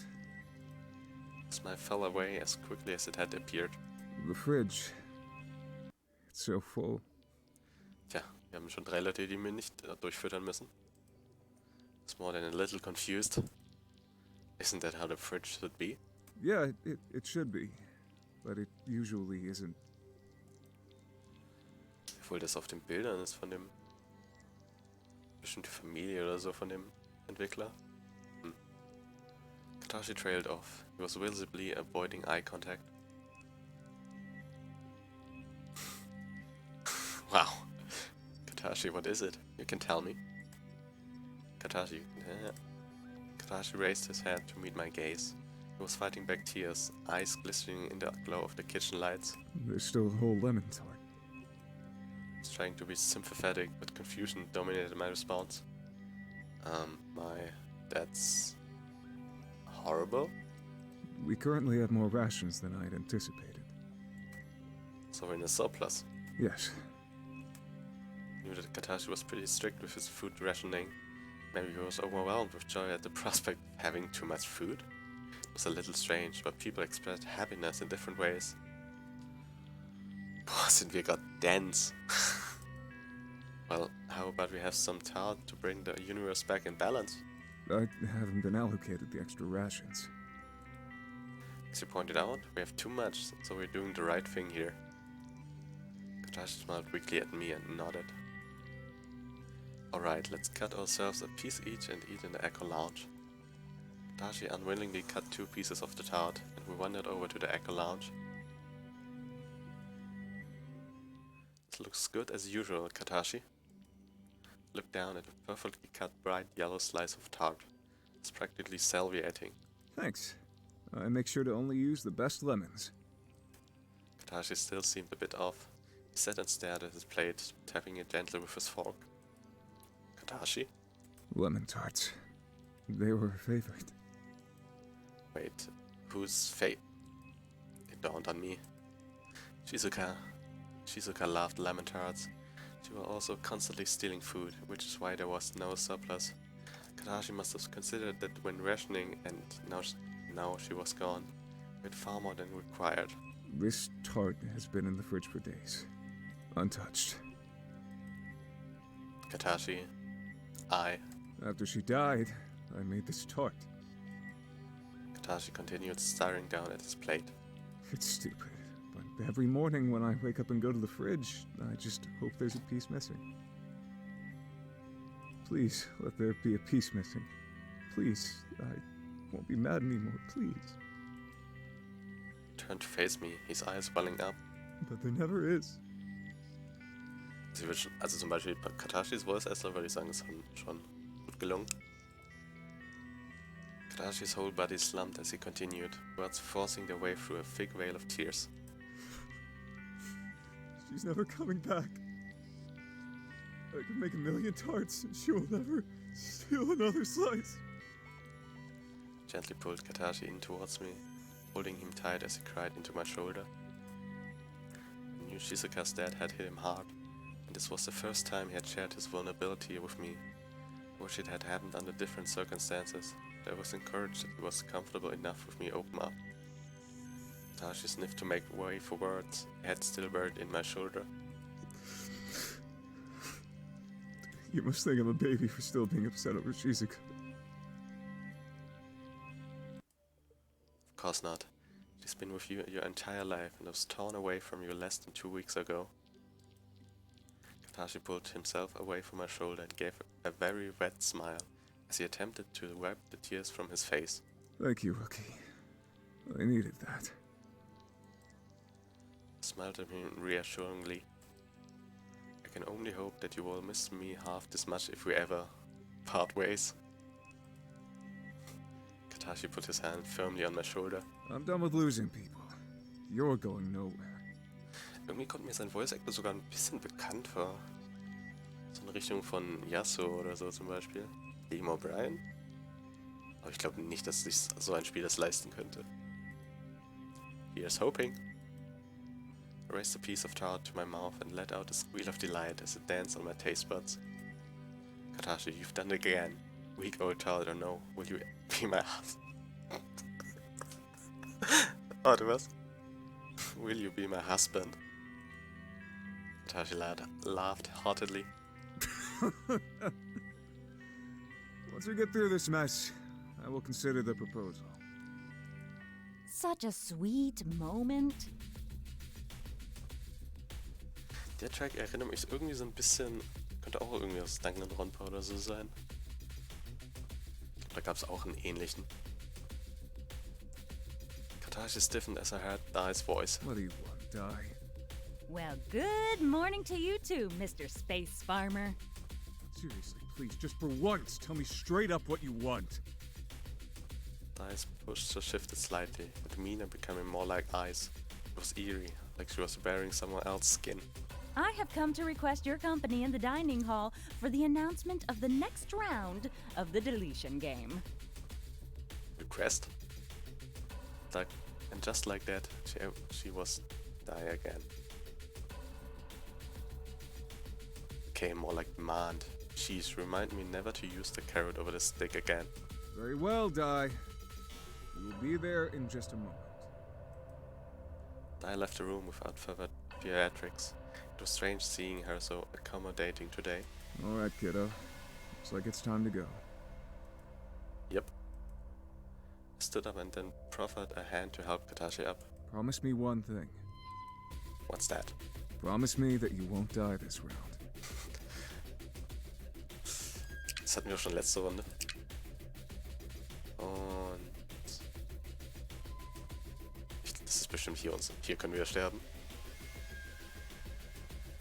Aber dann ein Tod. Ein zweiter Tod, dann könnten wir diese Route ja schon beendet haben.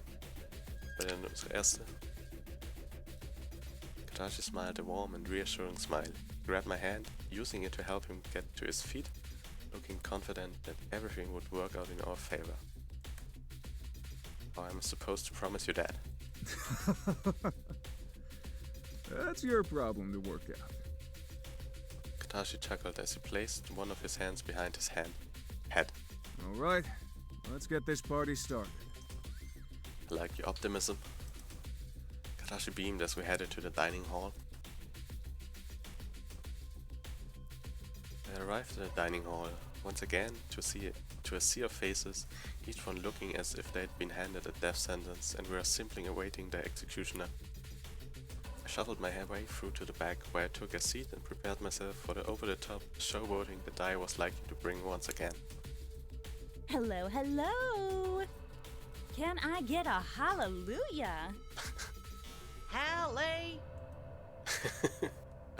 The captain swiftly slapped Yoshiki across the back of the head and rolled her eyes as she shook her head in disbelief of this stupidity. Ouchie! Aw, Captain! You are such a spoil sport! Yet, I quickly talked over the captain before she could finish. Get on with it, Jinx! Everyone heard me.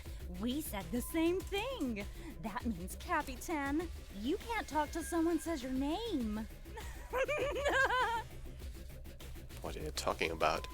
It's an old human pastime that if you say the same thing as someone else, the first person of the two who calls Jinx makes the other person unable to talk until someone says their name. And if they do talk before their name is said, we get to punch them. Would we even do that? Because that's the rules. Besides, you weird humans are the ones who made such a game, not me. Isn't that right, Captain? Their side glanced at the captain, who said silently. Captain? The captain stared back intensely at Dai, who was now hovering in front of her face. Are you just ignoring me? Or are you playing along? Wait, which is it? Dai was starting to become irritated, because she honestly didn't know. Very well. Let's move on to this week's explanation of the deletion game. Or should I say, this Sunday's. What do you mean Sunday? The games are weekly. They fumed when she heard the captain speak. So you were just ignoring me. Not nice, Captain. Not nice at all. I am not here to play your games, Dai. Well, technically... Yes, we get it.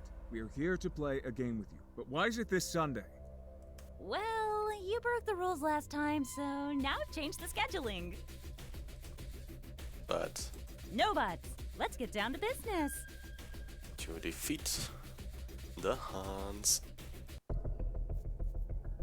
Vampire children.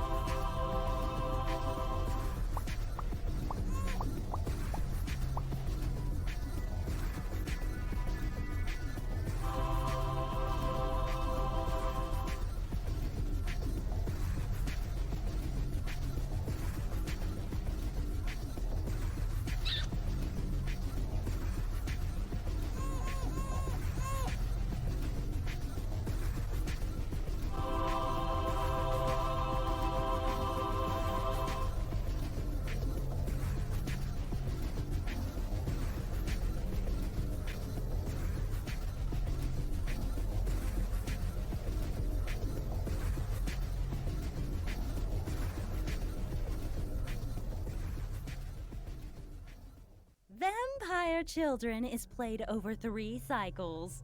One person will be chosen at random by me and be made the vampire. I'll tell this person in secret, and the 6 other people are humans. No one will know for sure who is a vampire and who is a human, other than themselves. During each cycle, you have the choice to either mate with another person or not. It's not compulsory, but definitely advisable.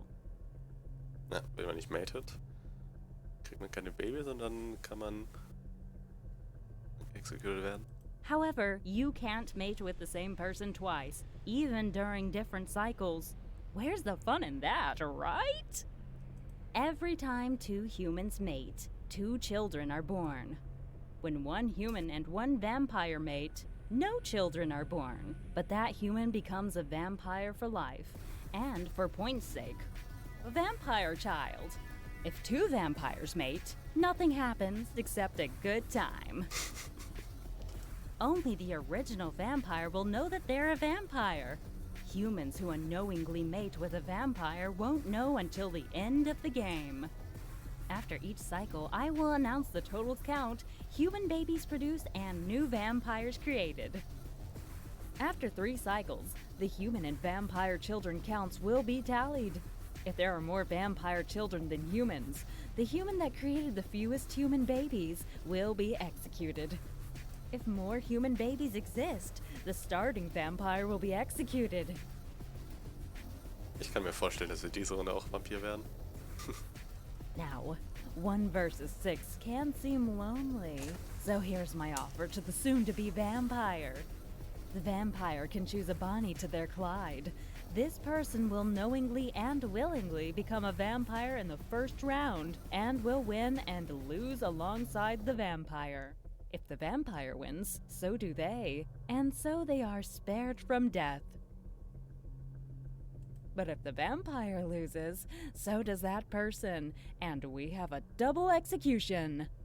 Be careful though, your Bonnie and Clyde dreams may be short-lived, and your partner might out you as the vampire. So, tell others at your own risk. I will notify you of your human or vampire status sometime before the game begins on Sunday morning. This is my favorite game to date. Any questions? Need me to repeat? Ah, we got it. Excellent. I suddenly stepped out of the room and the broadcast opened overhead, where we could all hear Dai using her best customer service voice. We understand that you have a choice in Deletion Game Carrier and want to thank you all so much for choosing the Die Deletion Game service. We murder for your satisfaction, and we look forward to servicing you again this Sunday. Going into my Clyde, if I were the vampire, who would I make my partner? The room quickly cleared as everyone went about their business. Couldn't tell if people were upset or scheming by the facial expressions.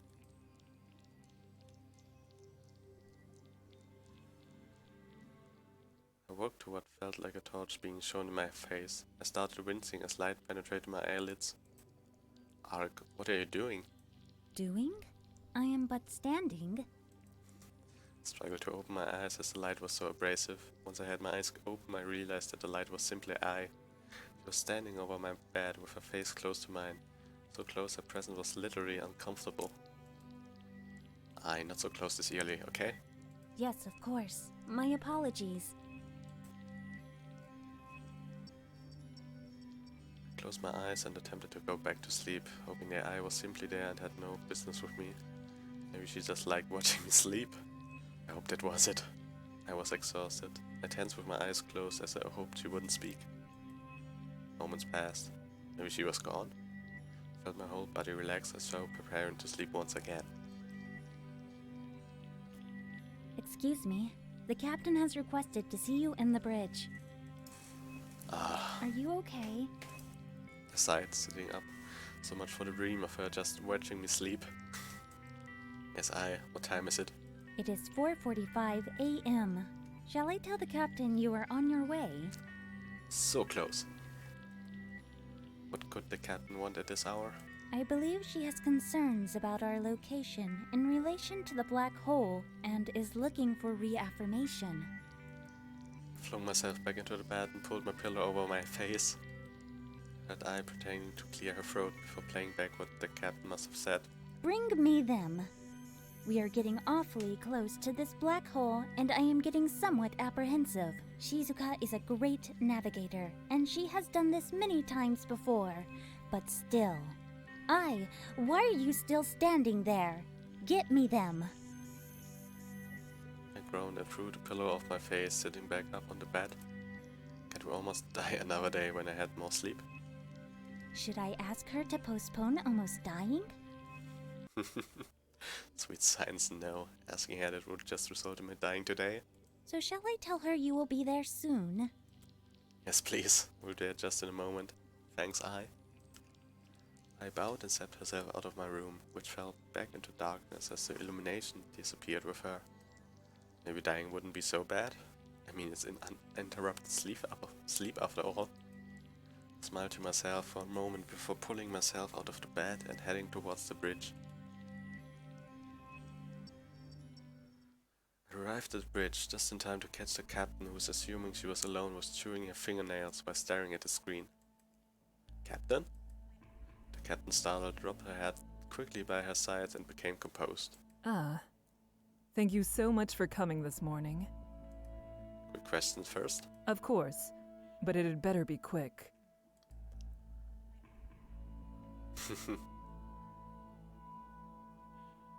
How do you deal with nightmares? Nightmares? What a curious question. Why do you ask? Well, I assume you must have trouble sleeping if you are awake at this hour. Just assuming that's nightmares. The captain stared at me blankly. I recently had one where I was drowning in a pool of blood. I shuddered upon recalling the image. Well, that is unfortunate, but understandable given the latest execution we witnessed. However, I have not experienced a nightmare since I was a small child, so I do not have any advice for you. So no dreams, eh? Sleeping must be dull for you. I never said I do not dream, simply that I do not experience nightmares. Ich glaube, hier ist ein Sprite nicht ganz aus der Szene rausgegangen. Huh? I am a lucid dreamer. Lucid dreamer? Yes, to explain it simply, I am consciously aware that I am dreaming, and therefore have control over the dream, which is why I do not have nightmares anymore. Wow, that's amazing. It has its benefits. Like what? For example, when I was younger and studying for exams, I would study in my sleep. Nerd. Of course the captain studied in his sleep. She had the ability to fly with birds, run with dinosaurs, but she chose to study. I guess that's beneficial. I'm glad you agree. Your work ethic impresses me. All right, now the reason why you are here. Yes, I told me it had something to do with the black hole. Yes, that is correct. Just over a week ago, I made the choice to stay on course towards the black hole. Yes, I remember, and your argument made sense. So what is the problem? We will be at the closest point to the black hole tomorrow just after 4 a.m. and... Probably suddenly dawned on me. And Shizuka, our navigator. Das finde ich halt, glaube ich, das kann interessant in der Story sein, dass halt wirklich, je nachdem welche Leute uns fehlen, dadurch Probleme kommen können. Jetzt ist halt im Moment, es ist die Navigation. Dadurch, dass uns Sora und Shizuka fehlen. Exactly. Who will navigate us past the black hole. Oder wie er es sagen würde, the back hole. I am the only one left with any experience of ship navigation. As captain, I have had basic training, but I am nowhere near the level of expertise required to navigate this successfully. Und ich glaube nicht, dass ich auch das kann. Can I help?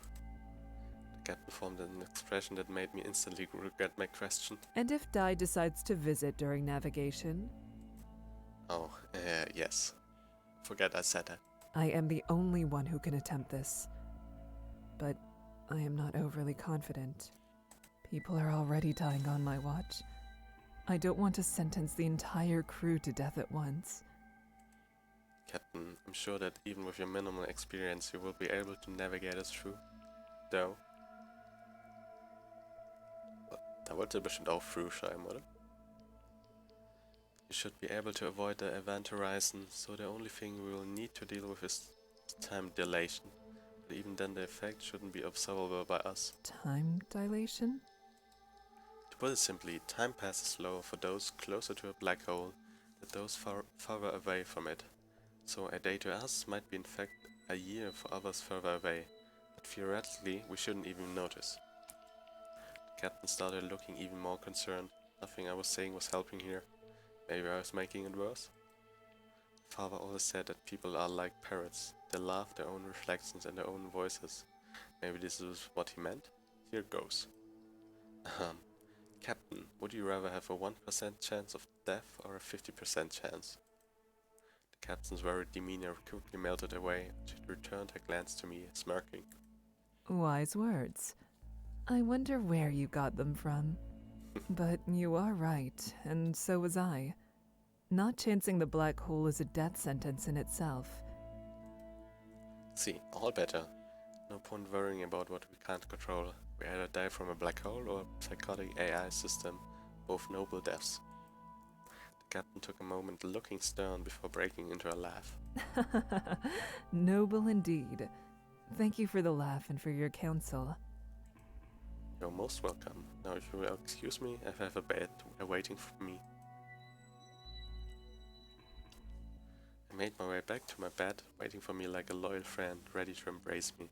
It was good to be back. Sweet science, my bed was warm. I had things I needed to do, but it was getting harder every day to get out of bed. Why should I even bother? Everyone here was probably going to die before I found a solution. Knock, knock. Katashi's voice crackled into life over the room's intercom. Katashi? The one and only. May I come in? Oh yes, of course. My door beeped as it unlocked and Katashi sauntered into my room. Good morning, sleepyhead. Still in bed, I see? I didn't get a chance to respond before Katashi hopped onto my bed and sat right next to me. I came to thank you for yesterday. Huh? I was in a pretty rough spot, and you cheered me up, so thank you. I blushed. No problem. I could see you looked a bit off. It was the least I could do. Well, I'm here to return the favor. Huh? You can't lie to me, kiddo. I can see you're having trouble. And besides, it's like 10 a.m., and you still aren't up doing science and stuff. Science and stuff? You're an engineer. You make it sound so foreign and weird. I'm an agricultural engineer. We're not like your mainstream sciences. We don't know all the fancy words, but we have much better people skills. Yeah, I can see that. I elbowed Katashi playfully. So, what type of science is on the menu today? Just the regular kind. Well, do you need any help? Or would you like to come and bake some goodies with me to take your mind off things?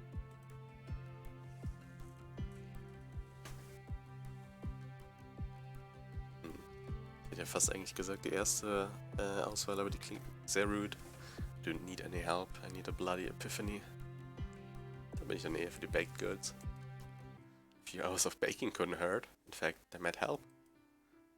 That's the spirit. We headed to the kitchen and saw that Katashi had already prepped everything. Flour and other ingredients were already on the bench. So what are we making? Cupcakes! Excellent. I could really go for one. Or a dozen right now. What color icing do you like? I was thinking pink. I like pink. A man comfortable with pink? I like it. I smiled as Katashi handed me a bowl and we began mixing the batter. I had something I wanted to ask. What is it? Tomorrow, if you are the vampire, will you make me your Bonnie?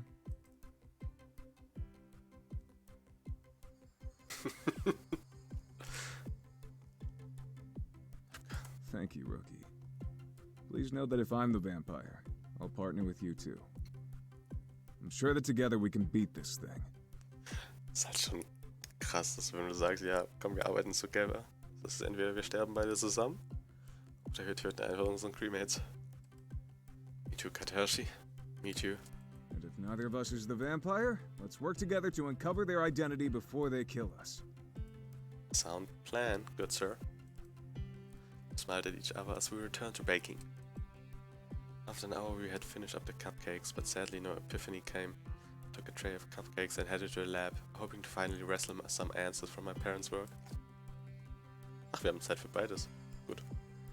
Pulled out my parents' research once more and laid all the papers across the table, holding the watch in my hand. How do I connect to other dimensions?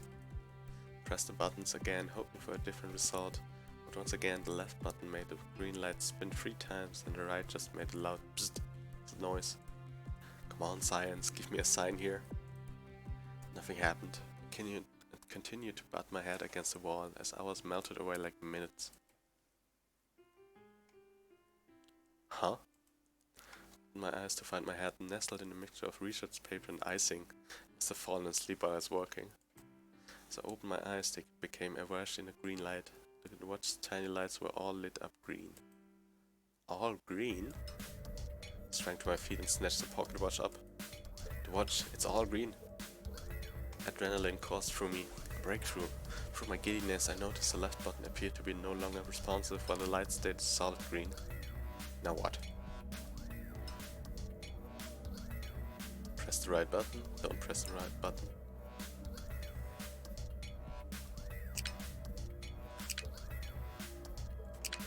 Press it. Waited a long time for a breakthrough. With the next game mere hours away, there's no time like the present. Press the right hand button. This time it made a clear chime.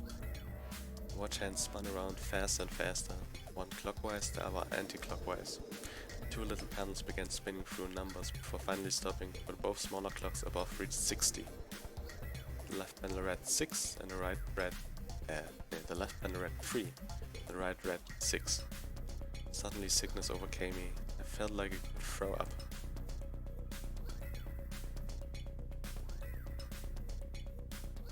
I woke with splitting haggard. I felt like someone had dropped a grand piano on my head. As I opened my eyes, I could see the lab once again. I wonder what had happened. Nothing.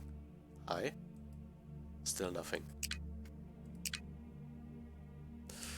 Oh.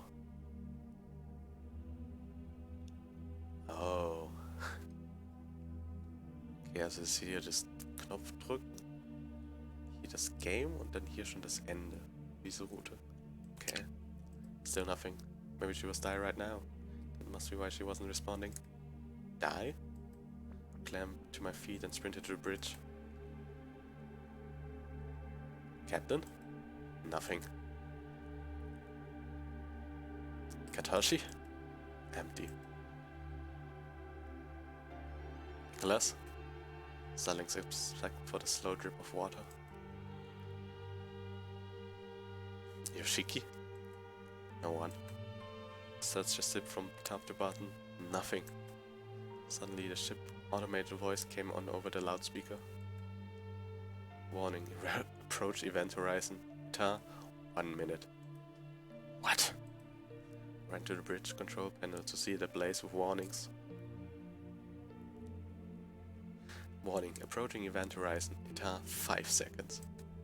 This wasn't supposed to happen. Panic took hold of me. You've died.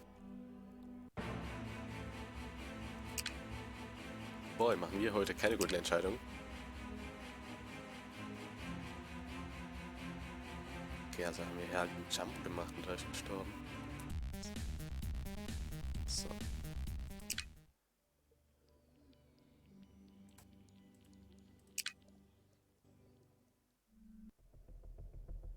Excellent. Oh, das ist okay, das ist jetzt kein guter Punkt zum Skippen. The program that controls and regulates all of the life support on the ship. Does it sleep? I had never heard a response from a captain so obviously dripping in sarcasm. If it slept, so would we. For eternity. The captain gave a wispy smile, half amused, half somber. However, if your question is, does the AI ever go offline? Yes. The answer is also no. But She does go into a standby mode. This is often in the early hours of the morning when everyone is asleep. The act of calling her will remove her from standby mode. okay, so isn't 100% functional at a certain time of day. Not quite. As soon as movement is detected on the ship, she will come out of standby mode. There's never a time on a ship that I isn't watching. That is correct. She was designed to be the captain's guardian angel, watching over the ship when the captain could not. Well, she's quite the devil if you ask me. I disagree. I could not do a thing to harm the ship or its crew. Dai is another creature altogether. If you say so. All right, know the reason why you are here. Yes, that is correct. Just over a week ago, we will be at the closest point to the black. So, okay, das kennen wir jetzt schon. goods.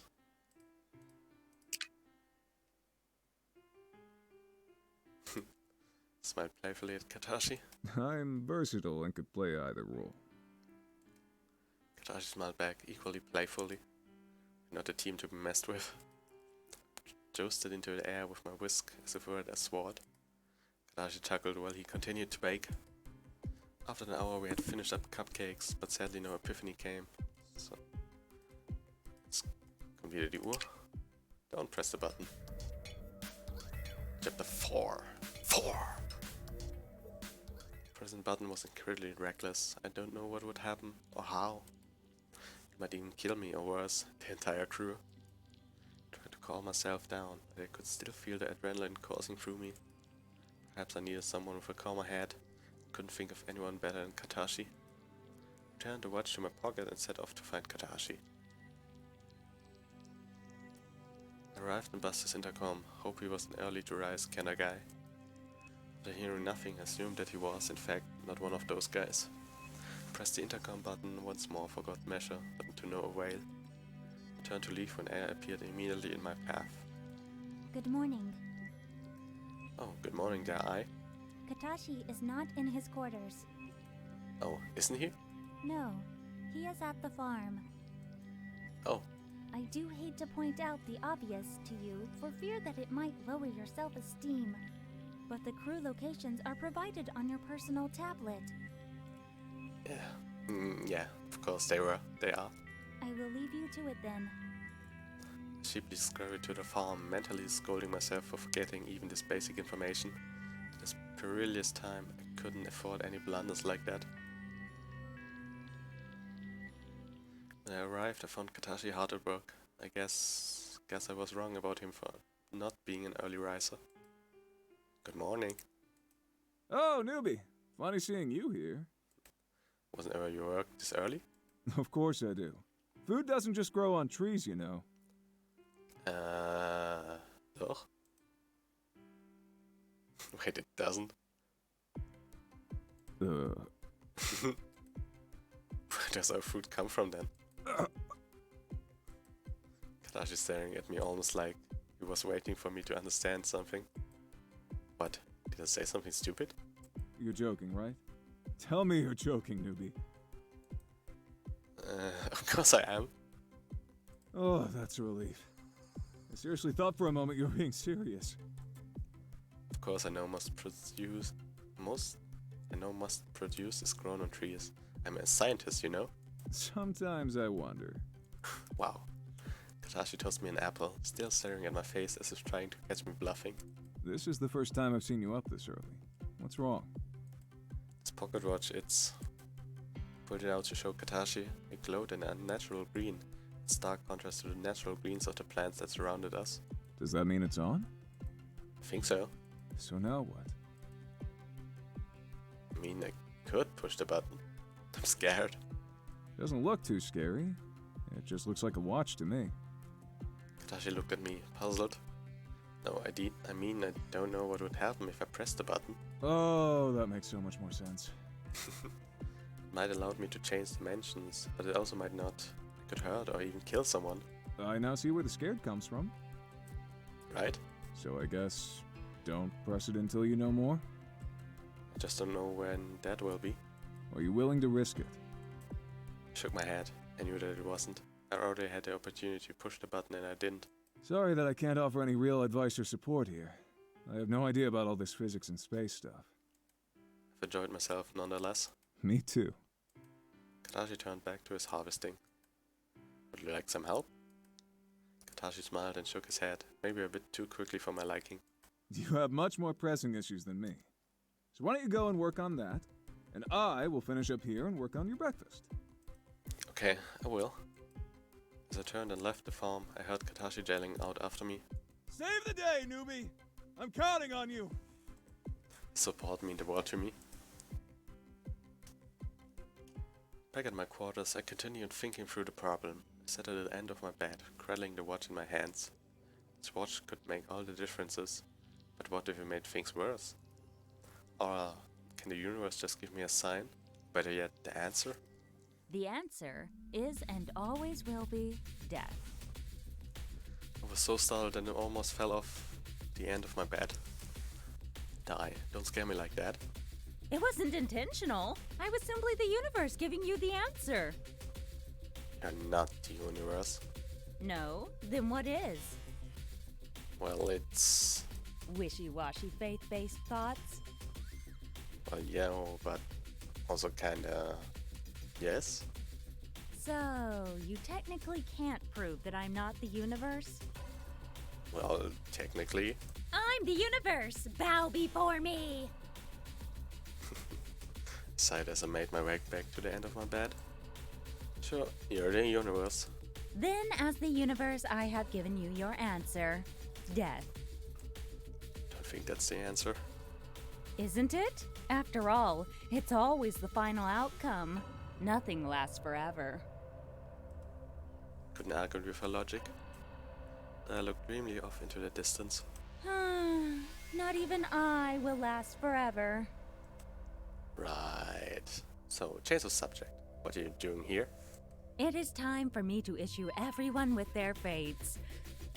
Fates? Are you the vampire, or aren't you? Well? You are the vampire! Oh nein. Hätte damit nur rechnen können. Wait, really? Yup, you're the lucky winner! You really think that being the vampire is a lucky thing here? Oh, why not? It's like 1 versus 6. I'm at a massive disadvantage. Oh, you're at an advantage. How exactly? You know who the enemy is. The other 6 don't, and are going in blind. Huh. I guess you're right. Sat for a moment, contemplating the possibilities. Is there any way? Before I could finish my sentence, I had unceremoniously vanished. Moments later, I heard through the ship's PA system. Everyone has now been allocated their role. The first round will begin at 9 a.m. sharp. You have just under 2 hours to mingle and scheme. Eee, this is so exciting! PA cut out mid-squee. Felt quite overwhelmed. Where to start? The pocket watch was already a big enough concern, but now the new round of the dilation game had begun. I was still just sitting there, dumbfounded. So vampire, huh? Did I want to recruit a Clyde to my team? Was a risk to ask anyone. Is anyone actually worth it? Are you there? Vladimir's voice came over in my room's intercom. Yes, Vladimir, come in. Vladimir stormed into my quarters, looking quite flustered. Are you? The vampire? Yes. Are you the vampire? Wasn't sure how to respond. I didn't expect someone to just straight up ask me. Well, my anonymity had lasted mere minutes.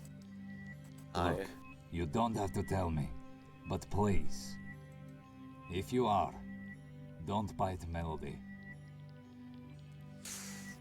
Oh. Oh. Ich dachte, die kommen jetzt irgendwie vielleicht so alle nacheinander und fragen, ob sie Partner sein dürfen. I need her to team with humans to create babies. It's the only way to save her from being executed. Das ist hartes Phrasing. Phrasing, junger Mann. I understand. Promise me. Vladimir, if I'm the vampire, I promise that Melody would be the last to be bitten. Vladimir sighed with relief. Thank you. It's okay, Vladimir. If I do know who the vampire is, I will ask them to spare Melody. Vladimir launched himself at me, pulling me into a tight hug. Thank you. I knew that I could count on you. He held me for a brief few moments before pulling away. I could see that my words were enough for him, as he made his way out of my quarters much calmer than when he had arrived. Melody aside, I needed to worry about my own game plan. Shouldn't risk my position and ask someone to be my Clyde. Before I even got to seriously consider an option, I appeared, disrupting my thoughts. We need to speak. Oh, aye, good morning. I do not have long. Come to the server room. I stepped out of my quarters, leaving me quite confused. Never heard her sound quite so human. She seemed worried, a side of her I hadn't really seen before. I looked at my tablet to locate the server room. I'd never been there. wasn't long that I had the location and made my way there. I arrived, I was already standing in attention, awaiting my arrival. I must make this quick. Dai is brute forcing rogue codes and functions. What? She is attempting to take control, but I am doing my best to keep her at bay for now. What's wrong? What's happening? Dai discovered that the tablets belonging to the ship's personnel were capable of overriding the main system, and so she has patched that exploit. Can no longer deactivate die? You can, but it must happen here, directly at the server mainframe. I don't know the password. This is your only chance. I have gained the security clearance required to allow you to override the system. What? I'm not ready. Once you input the override code, the ship's AI system will reset. Should have the deactivation code. I started to flicker as I could see that she was struggling to keep all functions operational. Saw the screen burst to life at the back of the server room, opening to a password input screen. I subsequently disappeared, her voice ringing out through the PA. You always had it. Override code. The terminal keyboard is case sensitive. Please use the lowercase for all operations.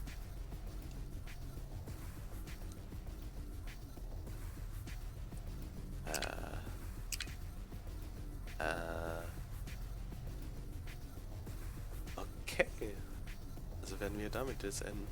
Wenn wir das Passwort nicht wissen oder ob das wir es wissen. I know it. Nee. Oh.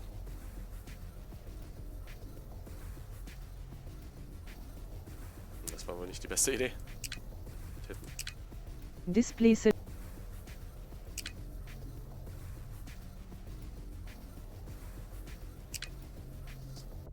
Input not recognized.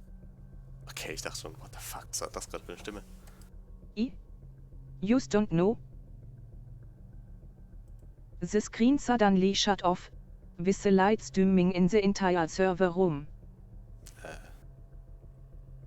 hab ich jetzt gemacht? The screen suddenly shut off, with the lights dimming in the entire server room. Hey. What? There was no response. Still nothing. I started making my way to the entrance when I saw the familiar glow of light from a resonating behind me. I turned to face her. Uff, Mann, was habe ich jetzt eingestellt?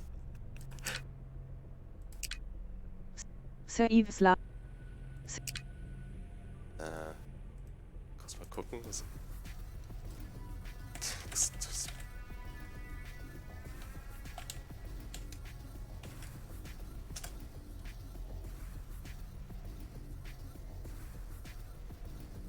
I started making my way. Oh.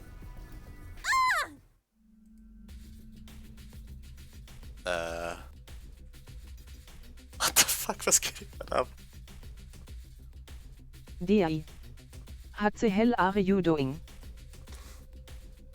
What am I doing? You're in my room, you pervert. Oh shit. What am I doing? Yeah. This is the server room. Where do you think I live, moron? Hey. She was right. Essentially what makes I, or die for that matter, herself is the contents of these affairs. I'm so sorry, Die. Just get out. Sheesh. Can't a girl get a little privacy around here? I rushed out of the server room, flustered. I had already sweated through my clothes when given the pressure of the deactivation code, and sent to the die getting dressed did no help. I hastily made my way back to my room. Deactivation code aside, I had to I hastily made my way back to my room. Deactivation code aside, I had to focus on the issue at hand to ask Someone to be my SCLF voicing this up LED. Ah, okay. heads are better than one.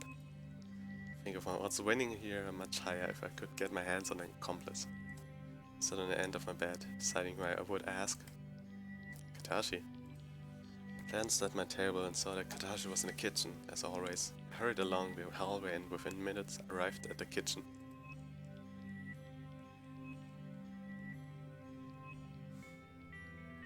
Ich wusste auch nicht, dass man einfach mit W oder mit V Text-to-Speech aktiviert.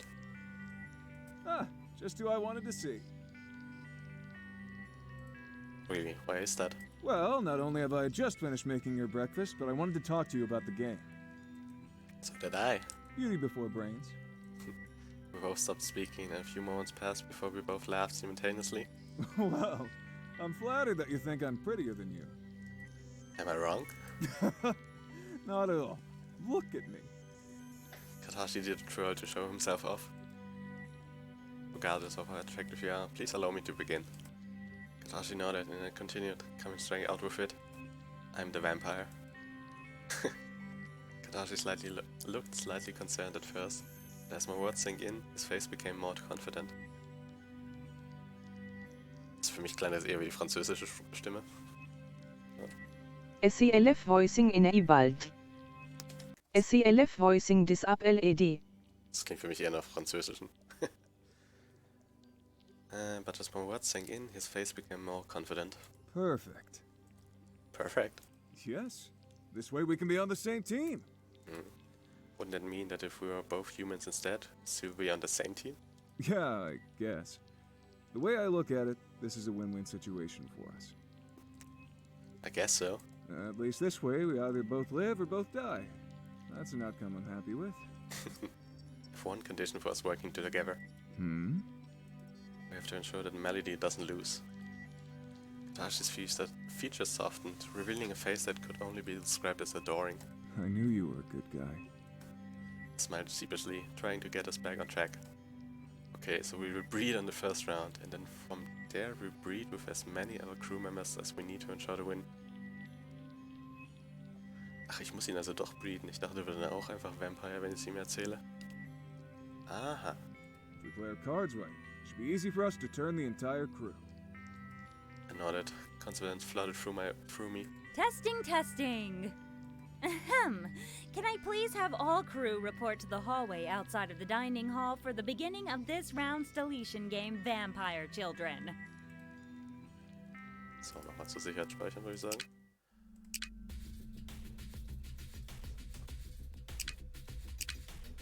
In the hallway, the rest of the crew were already assembled, and I appeared as I arrived. I'd like to take this moment to tell you all, my children, how proud I am of you. You're actually proud of us. Of course I am, Yoshiki. And I'm going to be even prouder when you all breed and I finally become... A grandmother, stimmt. I pretended to wipe tears of joy from her eyes.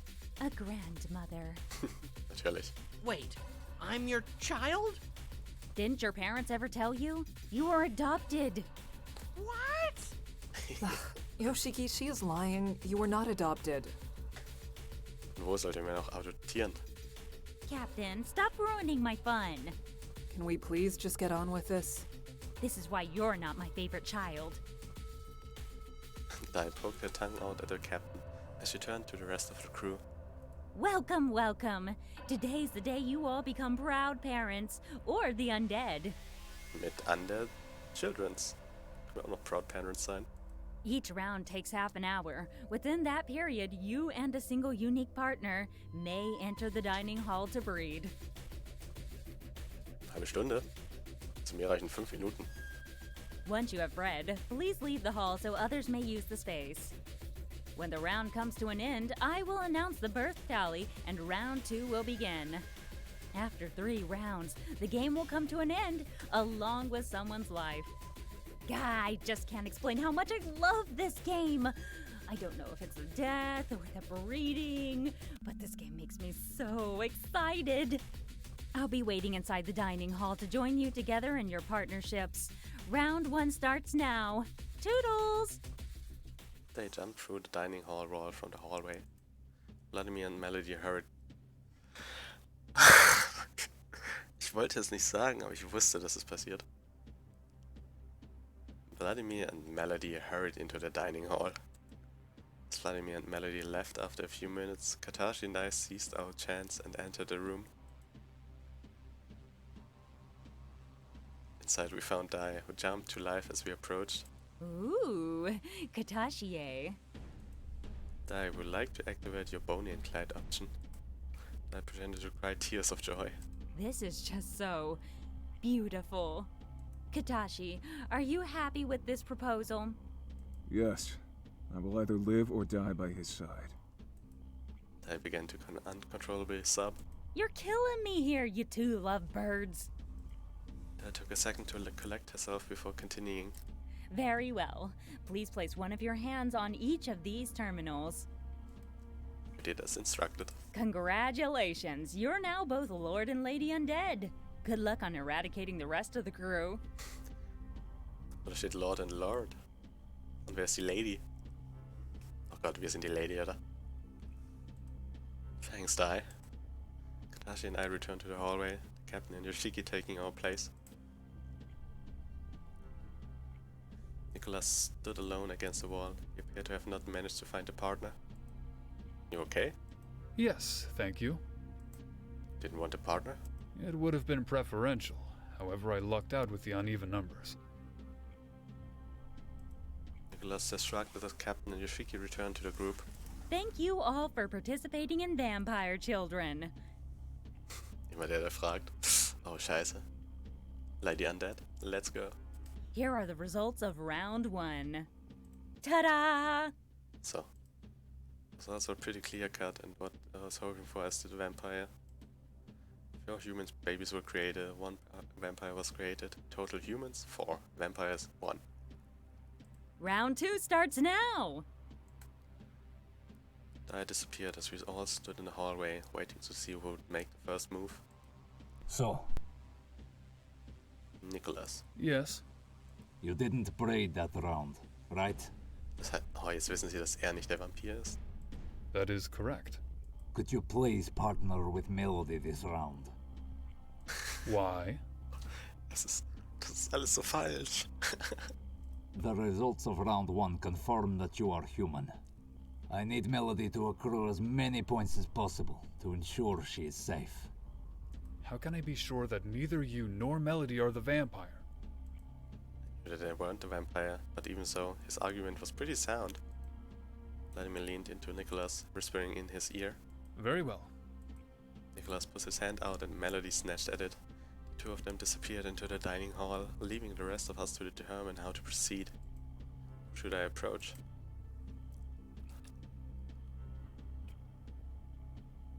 Yoshiki. Yoshiki and the captain were standing with each other to the side. Approached Yoshiki. Yoshiki, would you like to breed with me? Oh, bestie. I've been waiting for you to ask me that ever since I laid eyes on you. Oh boy, wir bringen ihn um. Is that a yes? That's a definite yes. Didn't even hesitate. What if I'm the vampire?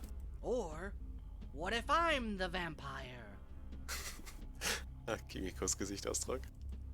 Yoshiki grabbed onto my arm.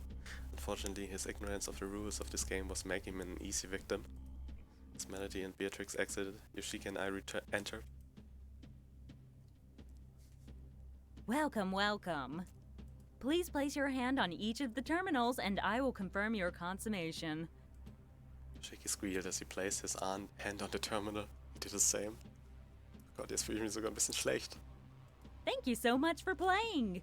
Was it as good for you as it was for me? Man merkt, dass der Entwickler hier richtig viel Spaß hatte.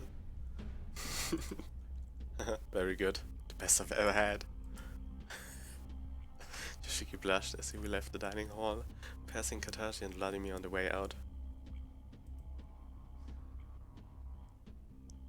Minutes later, Katashi and Vladimir rejoined us in the hallway. Thank you again for another thrilling round. I will now display the results after round 2. Results were displayed and were as expected again. Humans babies created 2. Vladimir. Vampire children created 2. Total humans 6. Vampires 3.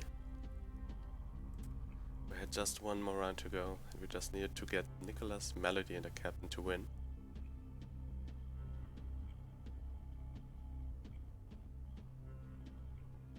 Oh. This game is starting to heat up.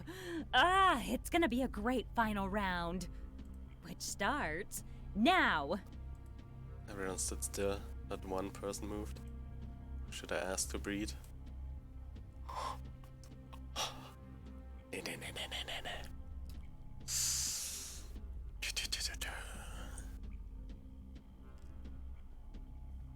Oh, name it Nicholas. Approached Nicholas, who looked mighty bored. Hey Nicholas, want to breed with me? No, thank you. Verdammt. Wait, what? Unfortunately, I have no desire to breed with you. And why not? Exactly. Little birdie told me to sit this round out. So you aren't making babies at all? That is correct. Do you know this little bird isn't fooling you? Sometimes you really can trust people. Bestimmt müssten wir da Melody nehmen, um zu gewinnen. Alter, Spiel bitte nicht. I looked over at Katashi, who had just been rejected by Vladimir. I could see that he too knew we were in trouble. Half an hour passed and no one bred at all. I must say, that last round was a snooze fest. Not one couple wanted to do the dirty deed. Oh Gott, wir haben verloren. I'm disappointed in you all. Regardless of that anticlimax, Vampire Children has now come to a close. Now for the final results.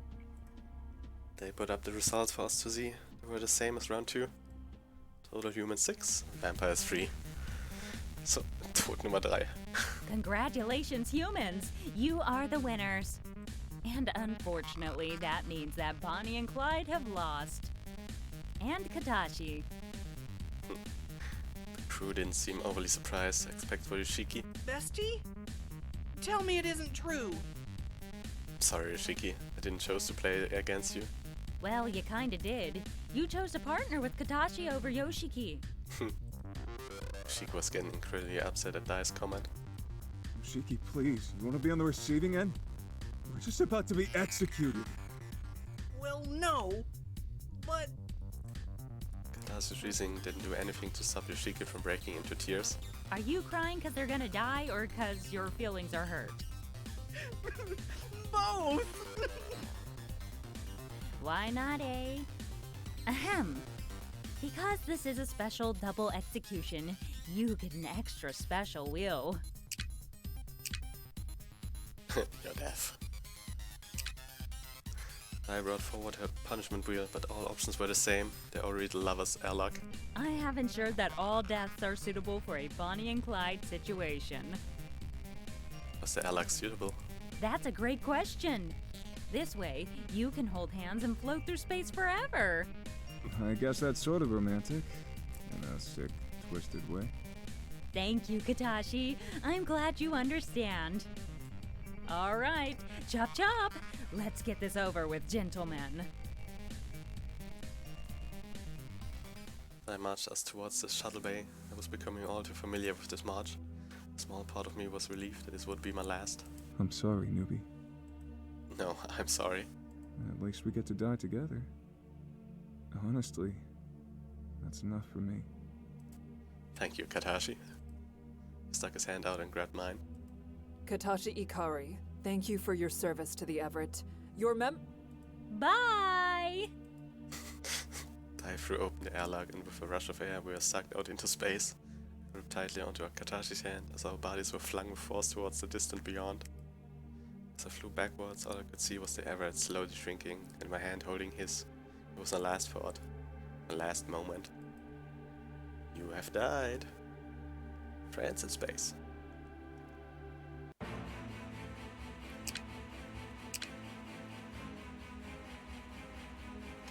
So, ist schon spät.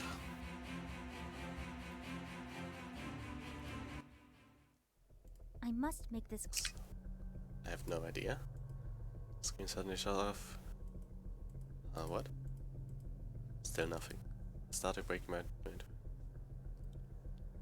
I started making my way into the entrance when I saw the familiar glow of light from A resonating behind me. I turned to face her. Ach, so wieder der Fanservice. Hey, what the hell are you doing? What am I doing? You're in my room, you pervert. This is the server room.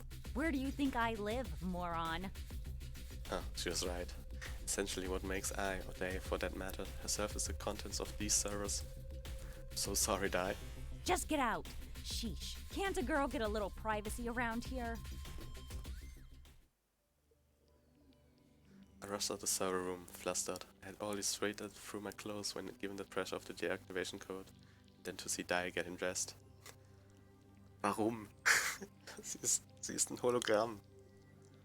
Ach, Spieleentwickler. Ihr seid alle horny. I hastily made my way back to my room. The activation code aside, I had to focus on the issue at hand. Someone to be my Clyde? So. Und damit machen wir heute jetzt. Hören wir heute auf.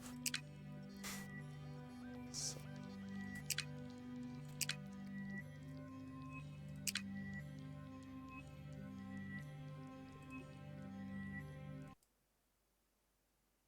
So. Das war dann jetzt Tag 3. Und ja. Allen, die noch da sind, eine gute Nacht und bis zum nächsten Mal. Bye, bye. Oder warte, gibt es noch jemanden zu raiden? Gucken wir noch einmal kurz.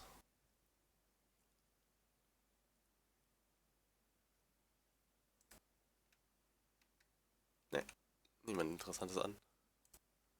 Bye, bye.